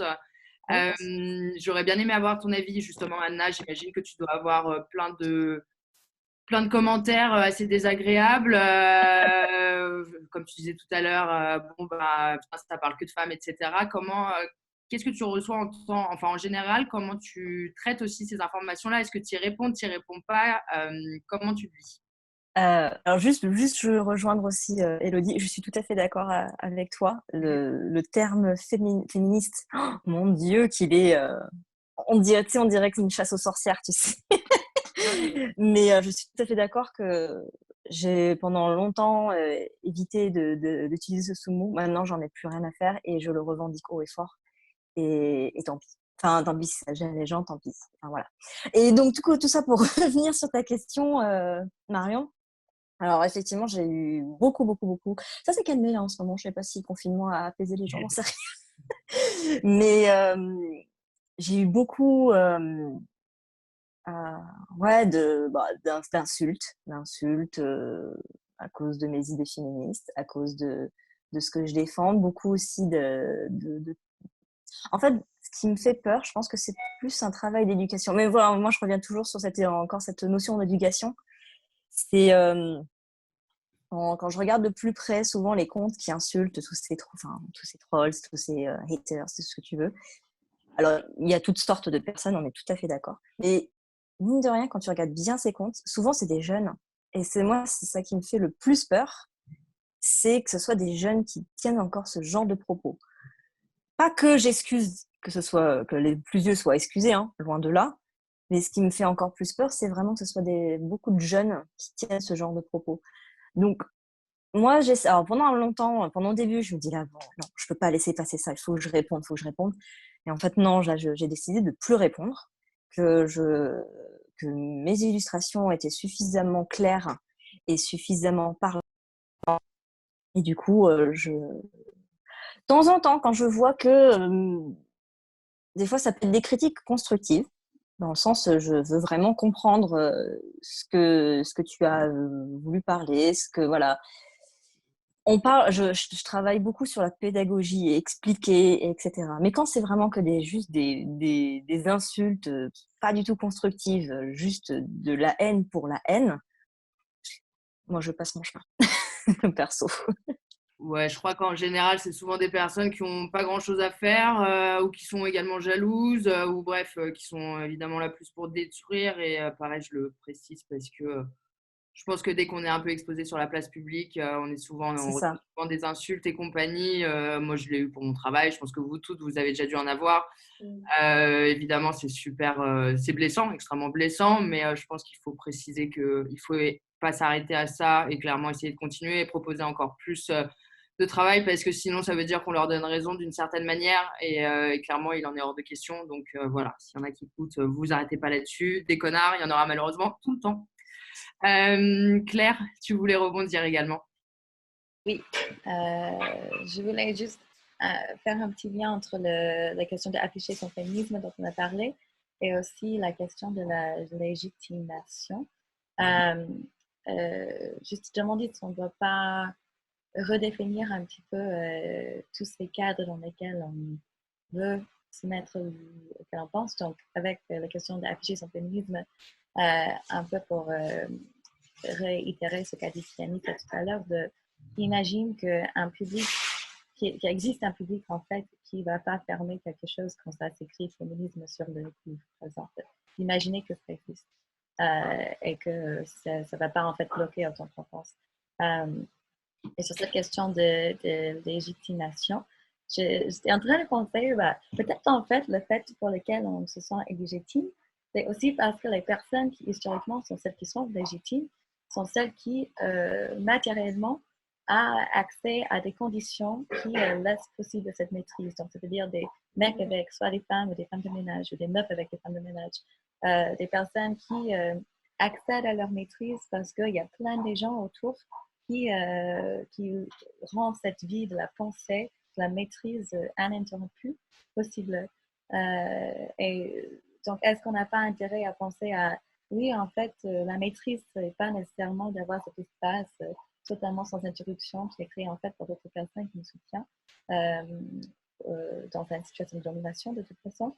Et imaginer qu'on peut sortir de ça pour imaginer d'autres genres de légitimation qui, comme tu disais, Marion, peut se passer par des actes répétés, mais sans cette longueur peut-être. Je pense beaucoup à Audre Lorde de la poésie aussi, l'idée que la poésie peut être une matière militante parce que justement, tu peux le faire parfois dans les espaces-temps plus réduits que, par exemple, on imagine avec des maîtres littéraires dans notre imaginaire ou dans notre histoire scolaire, genre les longs tomes comme ça, qui pour moi représentent une situation matérielle où historiquement plein de personnes sont à l'extérieur. Bien sûr. Ah oui, tu veux rebondir, Kémis? Alors, je voulais juste rebondir sur quelque chose que tu disais tout à l'heure, Anna, et ce que tu disais aussi, Marion, mais ce que tu viens de dire, Claire, c'est extrêmement intéressant. Je pense qu'on pourrait avoir toute une conversation sur comment on redéfinit ce que c'est l'artiste et l'auteur en dehors de ce que tu dis, en fait, des codes d'un mec qui a la possibilité de pouvoir rester comme un ermite pendant 18 mois, etc. Enfin bon, bref. Mais ce que je voulais dire aussi par rapport... En fait, je voulais reparler des insultes parce qu'effectivement, Marion, tu nous as dit que... ce format était là aussi pour proposer voilà, un discours en fait à des personnes qui nous ressemblent, qui traversent ces problématiques. Et je voulais partager quelque chose qui m'était arrivé et les conseils que j'ai eus. Donc j'ai été interviewée par France Inter, blablabla. Donc là j'étais visiblement grosse, j'avais mes cheveux crépus. Enfin bref, j'étais pas du tout dans les codes de la féminité classique.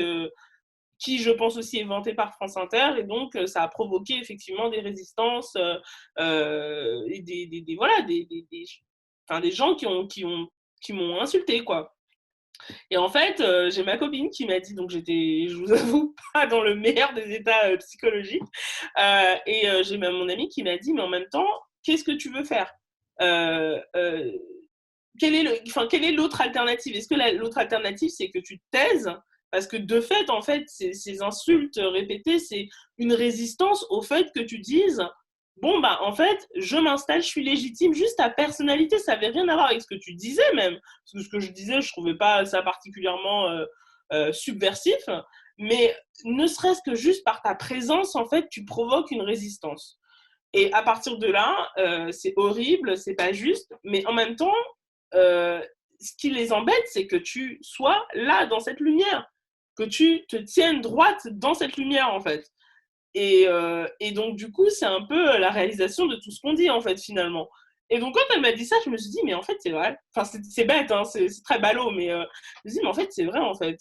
De toute façon, en fait, c'est une réaction qui est négative à quelque chose qui est positif. Et le positif, c'est qu'on crée, on existe, on est présent dans l'espace.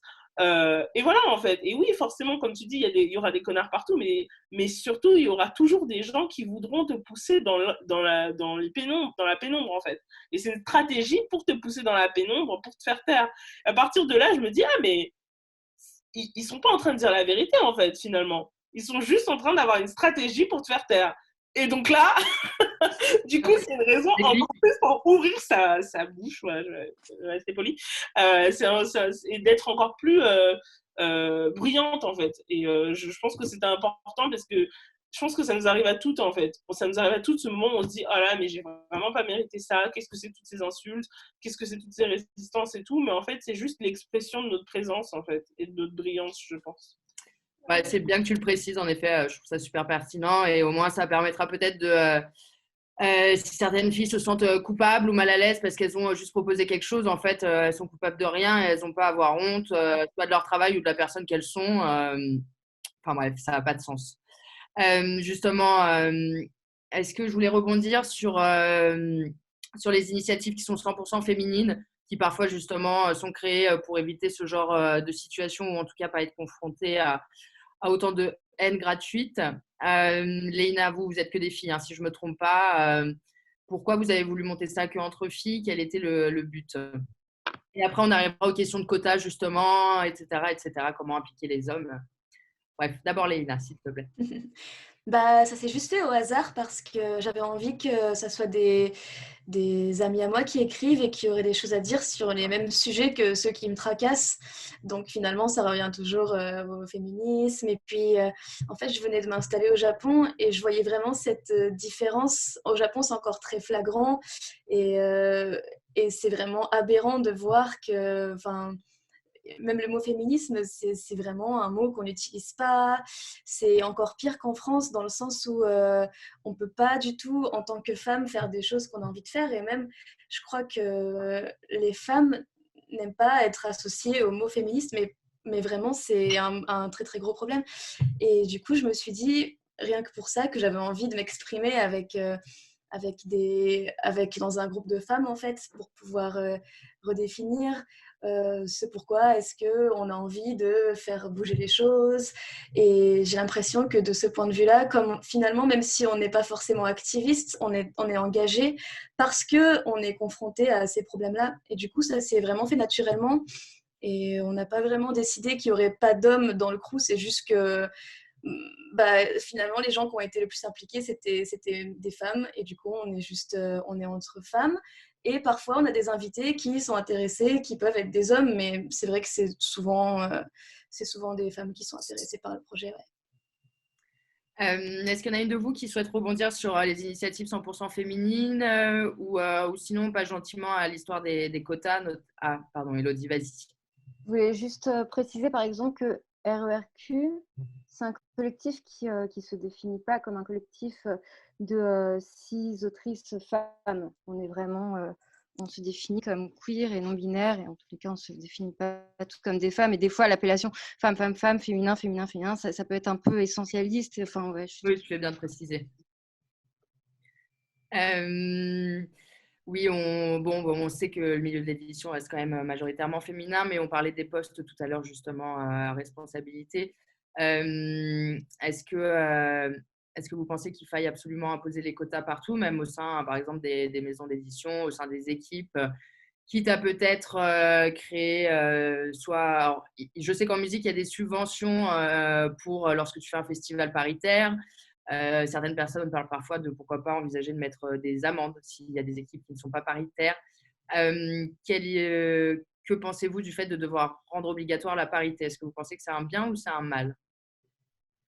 Je ne sais pas qui veut y répondre, peut-être Chloé, puisque c'était toi qui en parlais plus de la parité. Au niveau à l'intérieur des maisons d'édition, c'est pas la peine, mais enfin, je réfléchis plutôt. Enfin, on a vu que ça a fait quand même bouger les choses en politique, notamment. Pour ce qui est des groupes d'édition, j'ai plus en tête ce qui concerne les conseils d'administration des grandes entreprises, mais il y a des mesures à cet égard. Je pense quand même que ça peut faire avancer des choses.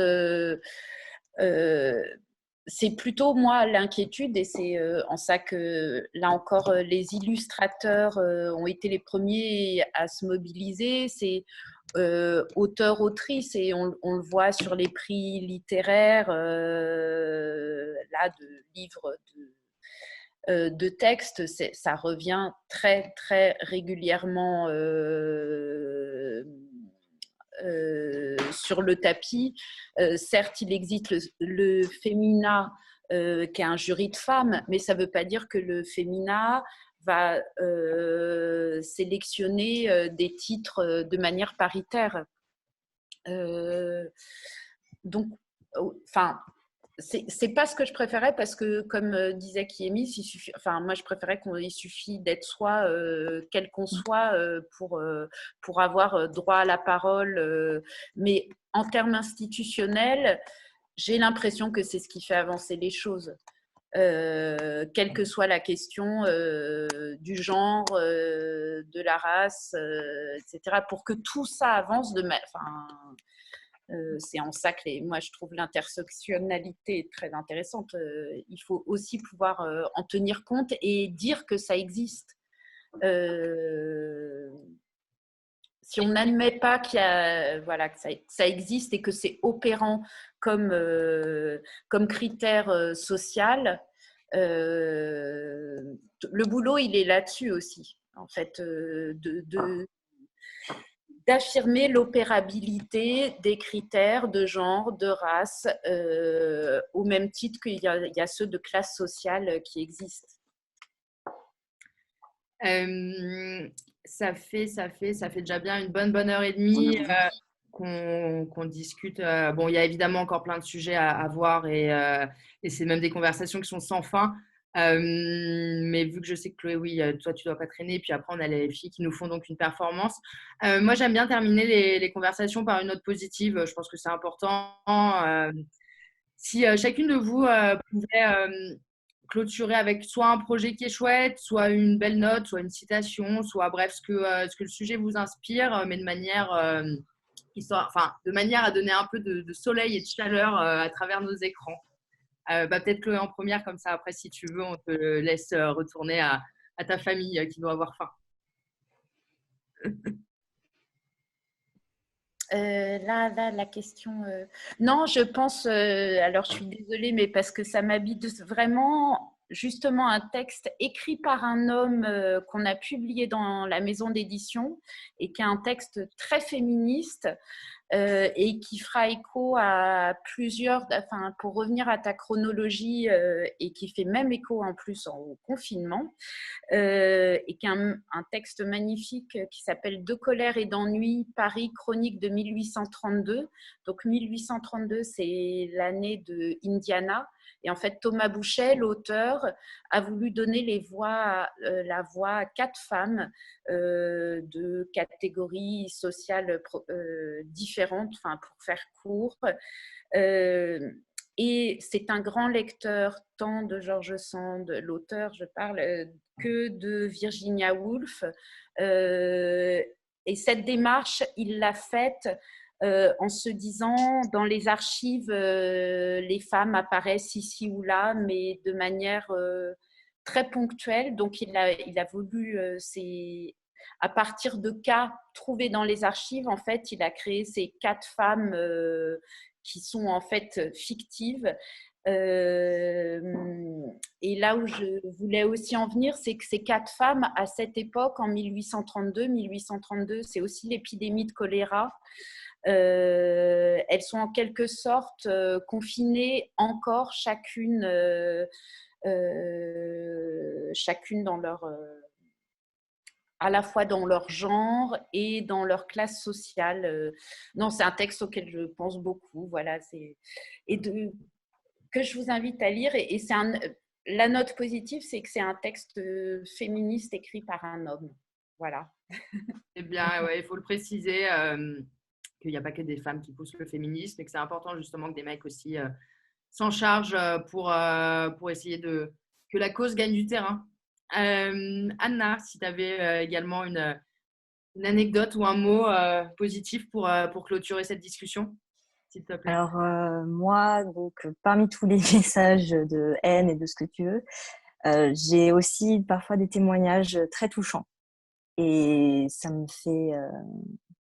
me touche énormément et ça me booste encore plus dans ce que j'ai envie de faire. Là, j'ai eu récemment un témoignage parce que je parle beaucoup aussi de violences conjugales, etc. Et j'ai eu un jeune homme qui est venu me parler de sa propre expérience et qui en gros, via mes illustrations, lui ont donné le courage pour aller porter plainte, etc. Et enfin bon, bref, tout ça pour dire que ça me donne cette impression de je ne fais pas ça pour rien et que j'ai envie d'aller encore plus loin. Et c'est pour ça, comme j'en ai parlé un petit peu un peu plus tôt, ça me donne envie de faire un projet qui est vraiment à destination des plus jeunes dans l'éducation. Enfin, en tout cas, pour, entre guillemets, pas, je ne veux pas faire une éducation ni faire un truc. Mais en gros, sensibiliser les jeunes au féminisme et aux notions d'égalité. Donc voilà. Merci. Léina, s'il te plaît. Oui. Eh ben, tout d'abord, je te remercie pour nous avoir tout invités ici. Et pour finir sur une note positive, eh ben, je suis contente de voir que finalement, le plus important quand même, c'est la production et vraiment de s'exposer, de s'exhiber, de donner son point de vue. Et j'ai l'impression que, quelle que soit la manière dont c'est fait, ça finit par fonctionner quelque part, au moins pour des gens. C'est vrai que, comme tu dis, Anna, j'ai eu aussi pas mal de retours positifs. Et c'est vrai qu'un retour positif, ça vaut 10 000 commentaires négatifs et que ça fait vraiment plaisir. Et bah, je suis contente de voir qu'il y a plein de gens qui fassent des efforts et que ces efforts, ils payent, même si ça ne va pas aussi vite qu'on le devrait. Et du coup, voilà, merci à toutes. Merci Léina. Kiemis, s'il te plaît. Ben, je vais dire un peu la même chose que Léna. Je pense que le retour positif, enfin le truc positif, c'est déjà juste l'existence de panels comme cela, le fait que des personnes vont le voir. Je pense que c'est extrêmement positif. Que finalement les réseaux sociaux, on en dit beaucoup de mal, mais moi j'ai appris beaucoup de choses sur les réseaux sociaux et que notamment sur les questions de genre. Et je trouve ça vraiment positif de voir autant de personnes qui créent. Moi, ça me donne plein d'idées, plein d'envie de proposer des projets collectifs, de voir qu'il y a des collectifs qui se créent, qui existent déjà, etc. Ça me met en joie, en fait, finalement. Donc, juste là, juste notre présence, en fait, me met en joie. Donc, voilà, c'est ça mon petit point positif. Bah, ça me fait plaisir parce que c'était aussi le but de monter tout décoléré, que ça fasse plaisir et du bien de voir qu'on n'est pas toute seule parce que parfois on a l'impression d'être seule chez soi avec tous ces commentaires et finalement en fait on est plein un peu partout dispersés, mais que quand on rassemble aussi toutes ces énergies, ça nous motive à continuer et parce que c'est important. Et donc, je voulais laisser la fin pour vous, les filles de RRQ, puisque en plus, vous avez la performance derrière. Donc là, je vous laisse la main pour je ne sais pas combien de temps, parce que je ne sais même pas ce que vous allez faire. Donc, Merci. C'est chic. Oui, on a Rebecca et Sandra qui sont là, et aussi Etaïm. Hi. Coucou. Salut. Coucou. Hello. Alors, je vous laisse gérer comme vous le souhaitez. Merci beaucoup, Marion. C'était hyper cool. Je suis ravie de vous avoir toutes rencontrées comme ça. Et moi, je veux bien terminer en disant qu'on vit une période particulièrement riche en fait, et que j'adore en fait tout ce qui est en train de se passer avec voilà, ça part de MeToo, de vraiment d'ouvrir la voie. Je parle d'Amandine Gay, de vraiment de tout ce qui est en train d'advenir, de dire les choses. Je parle de Adèle Haenel qui se casse pendant les Césars. C'est tout ça en fait. Donc, il y a tout un truc une ébullition en fait très folle qu'il faut prolonger. Voilà, donc là c'est dans la continuité. Et c'est bien qu'on va terminer avec des lectures en collectivité là, parce que quand je pense c'est le début du genèse de ce projet que vous avez monté, que c'était face à ces questions de qu'est-ce que sera l'avenir et qu'est-ce que sera l'après. Et pour dire que j'espère de toute façon que the future will be collective. L'après, ce serait dans les collectivités. Et juste dire que quand on travaille en collectif, j'ai noté que mon écriture est mieux, que je suis plus courageuse, que ça fait vraiment, c'est comme un amour incroyable qui est envoyé de partout et qui te rend très soutenue et forte. Et donc, de dire, yeah, collectively. Et sur cette note, de mettre une collectivité en visibilité. On allait faire, je crois, une série de lectures aujourd'hui qui va durer 20 minutes total. Je ne sais pas qui veut aller en première.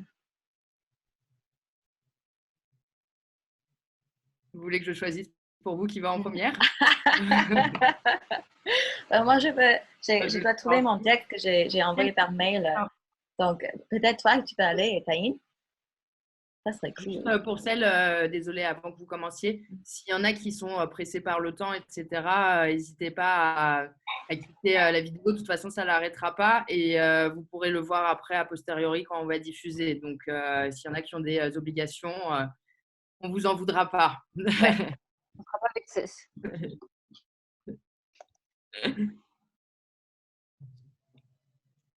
Bon, après, je vous laisse dire qui commence en première et go. D'accord. Okay. Coucou, bonjour à toutes, tous. Je ne sais pas comment vous définissez en pronom, mais du coup, j'arrive un peu à la fin. Je réécouterai tout ça avec beaucoup d'attention quand ça sortira, parce que ça a eu l'air d'être une discussion très intéressante. Et du coup, j'ai l'impression d'arriver un petit peu comme ça, mais bon. Le meilleur pour la fin, comme on dit. Je ne sais pas, mais non, je trouve ça chouette de terminer aussi sur des lectures. Moi, j'avais envie de partager un texte qui est lié évidemment à la situation, au confinement et au désir dans cette situation-là, en fait. Donc, c'est un peu Moi, je vais juste lire, c'est bien. Ça s'appelle The category is phone sex. On a 15 ans de différence. Il y a toute la Gen Z qui suce virtuelle allongée entre nous. Des selfies, son make-up, ses seins, ses sœurs, sa dernière année aux Beaux-Arts, son cul, entre nous, pour réduire la distance. J'aime l'écart entre ses dents. On ne se connaît pas. C'est la toute première fois que je date sur Insta. La première fois que le monde est avalé en entier par son ombre. La première fois que je commande un truc en ligne. Des chaussettes Vans qui ont la couleur irisée d'un écran. F me tatoue. Un petit signe féminin. Une larme, désir, partout. Mon adolescence me tend à un cliché de moi qui fait un V face caméra. V comme vite, elle n'aime pas les quickies. Confinée à 7, mon intimité est minutée. V comme elle se caresse toujours sur le ventre, moi de 3/4 sur le dos. Comme Le manque de sexe me fait vriller. Et Victoire, comme le striptease de son prénom. Bien, emoji banane. Sur mon podium intérieur, c'est elle, mon numéro uno. Je la caresse, soft boy dans le miroir, en short umbro. The category is phone sex. Phone sex. Phone sex. Je branle sa voix, je branle des images pixelisées, je me branle de nuit debout dans la cuisine appuyée contre le plan de travail. Less cooking, more cruising, c'est mon motto. On est timide en vidéo. Je propose une virée en Solex, un champ de jonquilles, contre un arbre. Elle me raconte qu'elle me femtop. Elle fait la playlist de notre prochaine rencontre. Use my body. On se donne rendez-vous dans le deuxième rêve à gauche après le 69e sexto. I'd like to see you, but then again. Je me demande combien on est à improviser des formules relationnelles. C'est l'apocalypse. Une fourmi court sur un cul au soleil. Je me perds dans la contemplation de cette offrande. Est-ce qu'on baisera bientôt les animaux? Je me demande. Si la dépense imaginaire de tous ces fluides pouvait se transformer en moulin pour les hôpitaux, je me demande si toute cette eau va faire monter le niveau des océans et faire pousser les cheveux de toutes les créatures. Je me demande, est-ce que tu aimeras l'odeur de ma sueur? Est-ce que ta bouche aura un goût de satellite irisé? Toucher ta nuque, ton rire me fera briller en vrai. Est-ce que lécher ton ventre, lécher le ciel? Est-ce que dehors, nos corps s'emboîteront?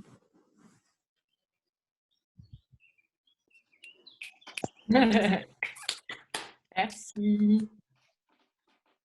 Merci. Puis on a un petit déroulé qu'on a fait l'autre jour.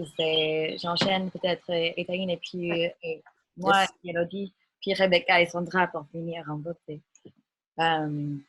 Merci trop, Étaïne. OK. Merci. Tout ce qu'il faut pour mouiller, c'est que tous les patrons perdent leur connexion Internet, que leur télétravail soit éternel et qu'une météore détruise leur accès aux fibres. Mon patron a perdu son connexion Internet et depuis, je suis vraiment, vraiment mouillée. Genre, au secours, je dois changer mon short, je suis trempée. Mais cool, trempée, sexe trempé. OK. Et ceci est inédit en plus parce que ça fait plusieurs années que je prends du Prozac et ma chatte était un désert. Mais puis mon patron a fui Paris pour la campagne et là-bas, il a perdu son accès Internet et j'ai compris. Le travail est pire que le Prozac en termes de toxines pour le sex drive. Ça tombe bien parce que le sexe est très important pour la bonne régulation de la santé mentale. Lorsqu'on fait du sexe, on travaille le lien entre le soi et l'autre. J'ai lu sur BuzzFeed que travailler ce lien entre soi et l'autre est une façon d'empêcher la manifestation de la psychopathologie. C'est bien. Je me fais prendre en levrette, puis je mets la chatte de ma partenaire sur mon visage. Je fais semblant de m'étouffer sous la chatte de ma partenaire comme si je suis une prisonnière et ma partenaire est le waterboard. Mais ma partenaire n'appréciait pas ce jeu. On décide alors de regarder ensemble un site américain de vente des sextoys. On est d'accord que les Américains font les sextoys les plus ouf. On ne sait pas trop pourquoi, surtout parce qu'on constaterait que les Américains sont plus psychopathologiques que nous, les Européens. Ils ne doivent pas pratiquer assez de sexe, mais leurs sextoys sont quand même ouf. Là, on retrouve toute une gamme de sextoys en forme de petits chiens life-size, c'est-à-dire presque un vrai petit chien, quoi, mais en silicone que tu peux enfoncer dans ta chatte ou dans ton intestin. La personne qui modèle chaque chien enfonçable en silicone s'appelle Marc. Marc dit « C'est vraiment génie ce jouet. Regardez comment le museau du teckel fait à peu près la même forme qu'un poing humain fermé. Je dirais alors que même en prenant compte du diamètre des hanches du teckel, et là je pense que c'est 12, non 14 cm, ceci reste un jouet débutant. Je me suis dit que tant que mon patron reste sans Internet, j'ai le temps de progresser. J'estime que bientôt, je serai prête pour les jouets intermédiaires, au moins. Et maintenant, c'est Elodie. Merci Claire. Et ouais, je tiens à préciser qu'on s'est tous inspirés du thème libido et confinement. Alors, Cyprine Point et la chute de l'Empire. Cyprine Point a toujours considéré le sexe comme un rituel d'épanouissement créatif, un moteur à produire du langage sensible, la meilleure manière de mélanger les langues entre copines. Depuis quelque temps, perturbée par la dimension générale foireuse d'une pandémie surprise et la mauvaise organisation globale gouvernementale, il était compliqué pour elle de se concentrer sur les choses qu'elle aimait faire d'habitude. Obsédée par l'idée de baiser, comme c'était toujours le cas auparavant, elle n'arrivait pas à se concentrer sur la baise. Quel virus pouvait atteindre sa libido obsessionnelle, elle qui s'était construite par la sexualité avec la sexualité, dans l'amour du sexe, du mélange des sueurs, de la découverte de l'odeur de l'autre, des sexes mouillés contre sa face. Ainsi, elle vivait dans une torpeur nostalgique du monde hypersexuel dans lequel elle avait toujours évolué, sans jamais imaginer qu'il aurait pu disparaître un jour. Elle s'était retirée loin de la civilisation, sa libido engloutie par son crâne et les informations télévisées. Elle déconnectait face à la difficulté d'altruisme et comment se servir de son corps courbaturé de ne rien faire. La présence des conversations, dans les conversations ou sur les écrans d'ordinateur du président de la République la gelait complètement et sa colère glaçait son envie de sexe sale. Elle aurait voulu revenir des semaines en arrière, se réveiller en se branlant et sentir la chatte de sa meuf gonflée derrière le tissu fin de son jean. Mais l'Europe disparaissait dans un tourbillon de merde et l'odeur de chiottes lui donnait des nausées. Elle n'arrivait pas à bander. Quel avenir pour les obsédés sexuels dans son genre, condamnés à un confinement jusqu'à l'absurde et la privation des corps? Si les futures discothèques sont des lieux où on ne se touche pas, ça ne l'intéresse pas. Les médias habitent son corps et elle télétravaille pendant que son lit est devenu son bureau et son bureau son lit. Les masques faits maison étaient usagés et Carrefour était bondé, pendant que les voisins applaudissaient de moins en moins le personnel hospitalier en train de crever. Alors, dans une surconscience de ce qui vient et face à l'embauche faramineuse du peuple par Amazon et l'accès gratuit à toutes les vidéos porno hétéro de Pornhub, Cyprine Point visualise comment le capitalisme endort les esprits et les corps. Cyprine Point se demande à quel degré l'État français décide de sa sexualité pendant que les drones envahissent son ciel et que l'état de surveillance la trace depuis chez elle. Il en était ainsi. Les corps consignés abritaient un drame commun et on ne baisait plus. Ça paraissait quand même dingue d'imaginer que chacune, enfermée chez elle, respectait les distances qui permettent aux forces de l'ordre d'envahir les rues et de procéder à une tactique de peur sur le peuple pauvre à qui il ne reste plus rien à part le sexe. Et papa Macron qui pisse sur nos chaussures propres pour nous rappeler qu'il ne faut pas traîner et qu'il faut bien fermer sa gueule et se normaliser pour maladivement s'effacer. Cyprine Point est révoltée. Elle décide alors de la chute de l'Empire qui ramènera la chair à l'essentiel. Baiser intensément et salement. Faire l'amour inverti. Se sucer fort, s'enfoncer des doigts et garder en tête que le corps n'abrite pas que des virus. Il s'empoisonne aussi du contrôle étatique et d'un libéralisme mortel. Nique la police. Merci. J'aime bien vos trucs comme ça, là. Je trouve ça très cool. Des souvenirs de P8, ça.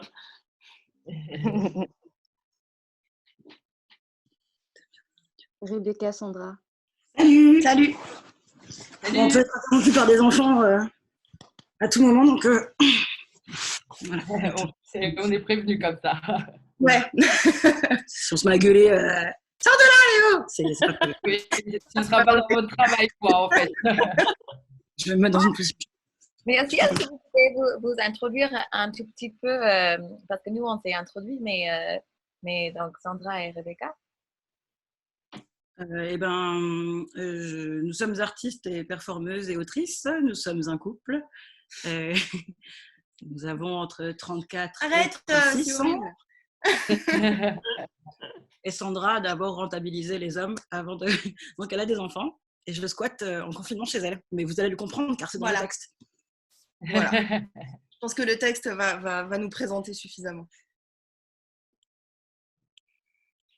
Ok. J'ai envie de toi. Souvent et pas toujours au bon moment. J'ai besoin de toi. Souvent et ça sort n'importe comment.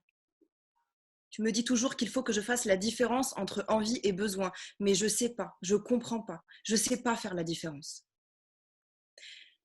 Au début de ce temps arrêté, je crois que j'avais plus envie de rien. Ni écrire, ni manger, ni boire, ni fumer, ni aimer, ni baiser. Je comprenais pas le kiff. Je captais pas l'idée de profiter de ce moment. Je te disais, je suis pas en vacances. Tu me disais, détends-toi, fais des trucs pour toi. Je te disais, je peux pas. Tu me disais, oublie pas le plaisir. Tu me disais, j'ai peur qu'on devienne des colocs. Le plaisir, je l'ai pas oublié, je l'ai rejeté. Il y a tout qui tapait dans mon corps. Je savais plus avoir envie. Toi, t'as envie de quoi? On me dit libido et je pense limbo. Se courber et plier son corps pour passer sous la barre étroite, la barre droite. Je pense lambada. Coller son corps tiède contre le corps chaud de quelqu'un d'autre sur une musique bouillante. Je pense Orangina et son slogan « Secoue, secoue-moi, sinon la pulpe, elle reste en bas ». Moi, la pulpe, elle reste souvent en bas. J'ai envie de quoi, tu dis? Depuis que je suis confinade, je ressens la grande envie de niquer profond ma vie d'avant. Je ressens le besoin d'utiliser mes doigts pour tapoter sur un piano, de renifler le thym dans ton jardin, de plier ma langue à l'allemand, d'être des heures au lit à dormir, de faire juter de la pointe de mon couteau des lapins, des poulets, de masser d'huile des veaux et de faire bouillir ces veaux dans le lait de leur mère. Je meurs de désir de faire entrer en moi de la culture avec un gros cul, d'avaler de l'art et de l'essai, du Damasio viril, du Nanni Moretti poilu, du threesome avec les vinyles de Simon & Garfunkel. Je ne suis pas connectée à ma chatte ni à la tienne. J'ai envie de toi. C'est magique, mon désir de toi. Je peux être à milieu, je peux être en crise, en solitude, en errance. Au moment où tes doigts effleurent mes seins, mes tétons, j'ai le cerveau qui fait pause et le clito qui prend le relais. Mon système nerveux s'inverse. Mon sens des priorités aussi. Tu me touches, tu m'embrasses mon tout petit sein et tout s'envole. Mon désir pour toi, c'est un pauvre interrupteur. Je peux être en train de vider le lave-vaisselle en pensant à la pandémie et au tuto YouTube pour faire des masques. Si tu passes devant moi et que ta main frôle mes hanches, je m'allume. Tu m'allumes. Allume-moi. Toi, tu sens quand tu t'allumes? Depuis 2 mois que je vis avec toi et tes enfants, et le père de tes enfants, je sens que tu t'animes à une vitesse grand X au moindre contact. En totale contradiction, c'est étrange, mais avec toi, j'ai découvert la puissance de la tendresse et du flirt infini. J'ai découvert que j'aimais câliner, embrasser, regarder amoureusement, longtemps, te croiser dans la cuisine, dans la salle de bain, sur la balancelle. J'adore être émoustillée par tes énormes tétons, trônant sur un poitrail quasi plat qui pointe sous tes t-shirts d'adolescente. Voir tes jambes bronzées en redécouverte de leur pilosité et ton cul bombé dans des mini-shorts. Ça me change des branlettes sur des mecs de 3e au Nouvel An, des dépucelages dans une salle de classe par des mecs de 40 piges ou du sexe avec des butch toxiques. Tout est au pluriel, mais tout est singulier. Je m'allume hyper tard du cul, quand je suis sûre que c'est bien du cul que l'on va faire. Je m'allume plus facilement avec la weed saveur agrume de ton pote agriculteur. Quand je fume, je débloque tout. J'ai des clitos au bout des doigts. J'ai la cervelle qui n'a qu'un objectif, te dévorer tout entière, te remplir, te baiser de tes cheveux à tes orteils. Bon, non, plutôt les chevilles en fait. J'ai envie de toi. On vit là, avec mon ex, mes 2 enfants, les 3 poules, la chatte et ses 5 chatons, les voisins, les voisines, les vaches et les fucking pollens. Depuis 2 mois. On a peu le temps de se regarder dans le blanc des yeux et dans le rose de nos sexes. On se demande si on saurait reconnaître nos vulves parmi d'autres, tellement on oublie de se regarder vraiment. Ouais, j'ai une lèvre plus grande que l'autre. Non, ta chatte n'est toujours pas rose fluo. Je veux partir en explos. Je veux avoir le temps de toucher des yeux et de regarder du bout de la langue chaque centimètre de ton corps. Je veux que mes doigts reconnaissent tes lèvres, tes poils, ton clito, ton vagin et ses aspérités par cœur. Je suis frustrée. Je voudrais être une hippie d'une communauté Gwyn sous LSD et que mon seul objectif de vie soit de bouffer ton corps. Que nos projets de soirée soient d'allumer 200 bougies dans ma chambre en se lisant du Audre Lorde tout en se caressant les poils. Je suis frustrée de ne pas vivre dans un film de Gwyn sans enfant, sans ex, sans épidémie, sans angoisse du lendemain. T'es frustrée, toi? Audre Lorde décrit dans Amis du sexe avec des bananes plantains, un cunilingus du corps avec de l'avocat, les gros avocats des Antilles. Mais t'es pas barré porn food, et moi j'aime pas le gâchis. J'aimerais te prendre dans la cuisine, contre l'évier quand tu fais la vaisselle, me cacher sous la table, sous ta jupe jean pendant le repas. Mais on n'est pas toute seule, vraiment pas. Et je suis pas frustrée de ça. Je suis plutôt enchantée du rôle de belle-mère, de faire l'école le matin, de ranger des choses dans un lave-vaisselle parce qu'il y a assez de vaisselle pour 5 à 5. Je suis plutôt excitée par le fait qu'il y ait ton ex à côté, tes enfants à côté, et qu'il faille jouir tout bas. J'ai envie de toi. Parfois, je m'autonomise. La douceur de l'après-repas, c'est mon meilleur moment. Je file en cachette dans ma chambre, je dis que je vais bouquiner au lit, je sors le petit vibro que tu nous as acheté, je me glisse sous les draps. Ça sent bon dehors, mes draps sont frais et je suis chaude de soleil. J'entends et je guette les mouvements des enfants, des adultes, et je commence à plonger en moi. Je rêve souvent que tu viens me surprendre. Le vibro en position rapide fait des allers-retours sur mon clito, mes muscles se détendent, mes oreilles sont aux aguets. Je me mords toujours les lèvres quand je me branle. Je t'imagine souvent en train de me sucer avec assiduité, caché sous les draps. Je murmure « suce-moi ».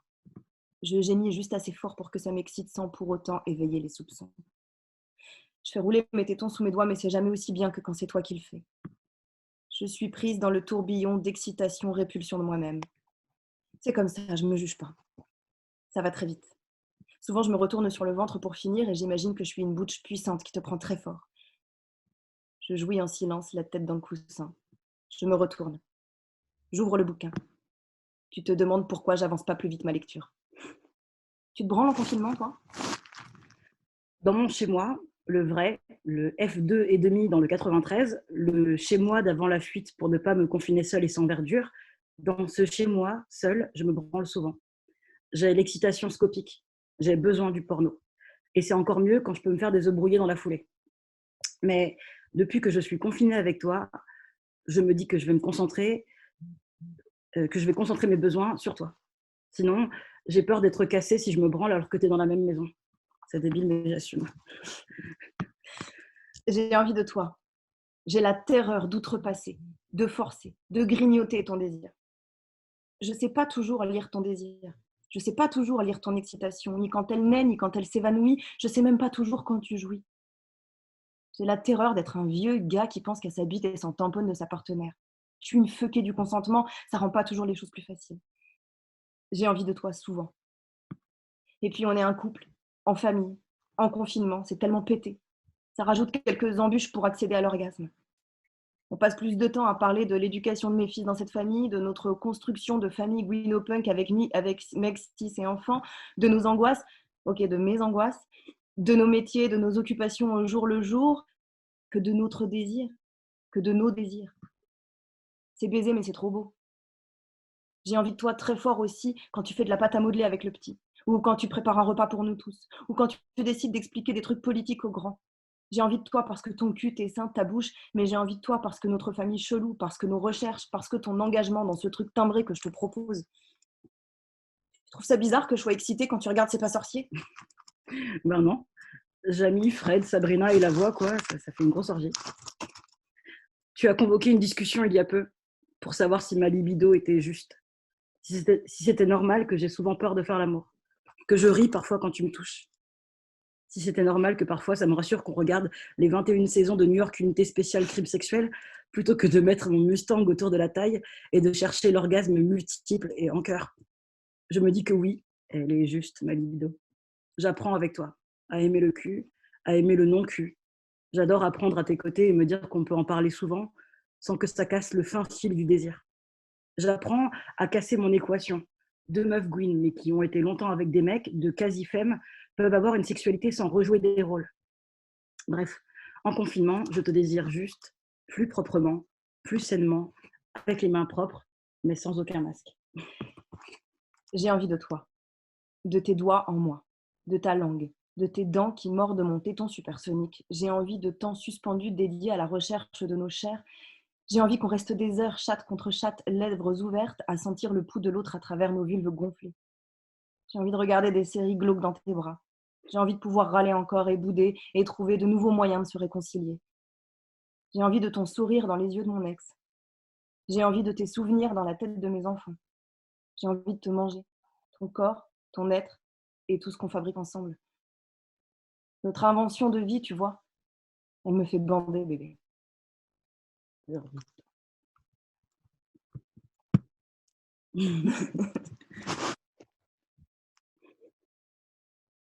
Vous avez toutes coupé les micros, c'est très anxiogène. Pardon. Bravo. Moi, je ne sais pas si vous aviez terminé ou pas. Yes. Je ne sais pas si vous m'entendez bien, les filles, ou pas. Ouais. Si, je crois. Merci à vous toutes, notamment celles qui se sont rejointes à la fin. J'imagine que ce n'est pas évident d'arriver sur une fin de discussion. On ne sait pas trop où on en est.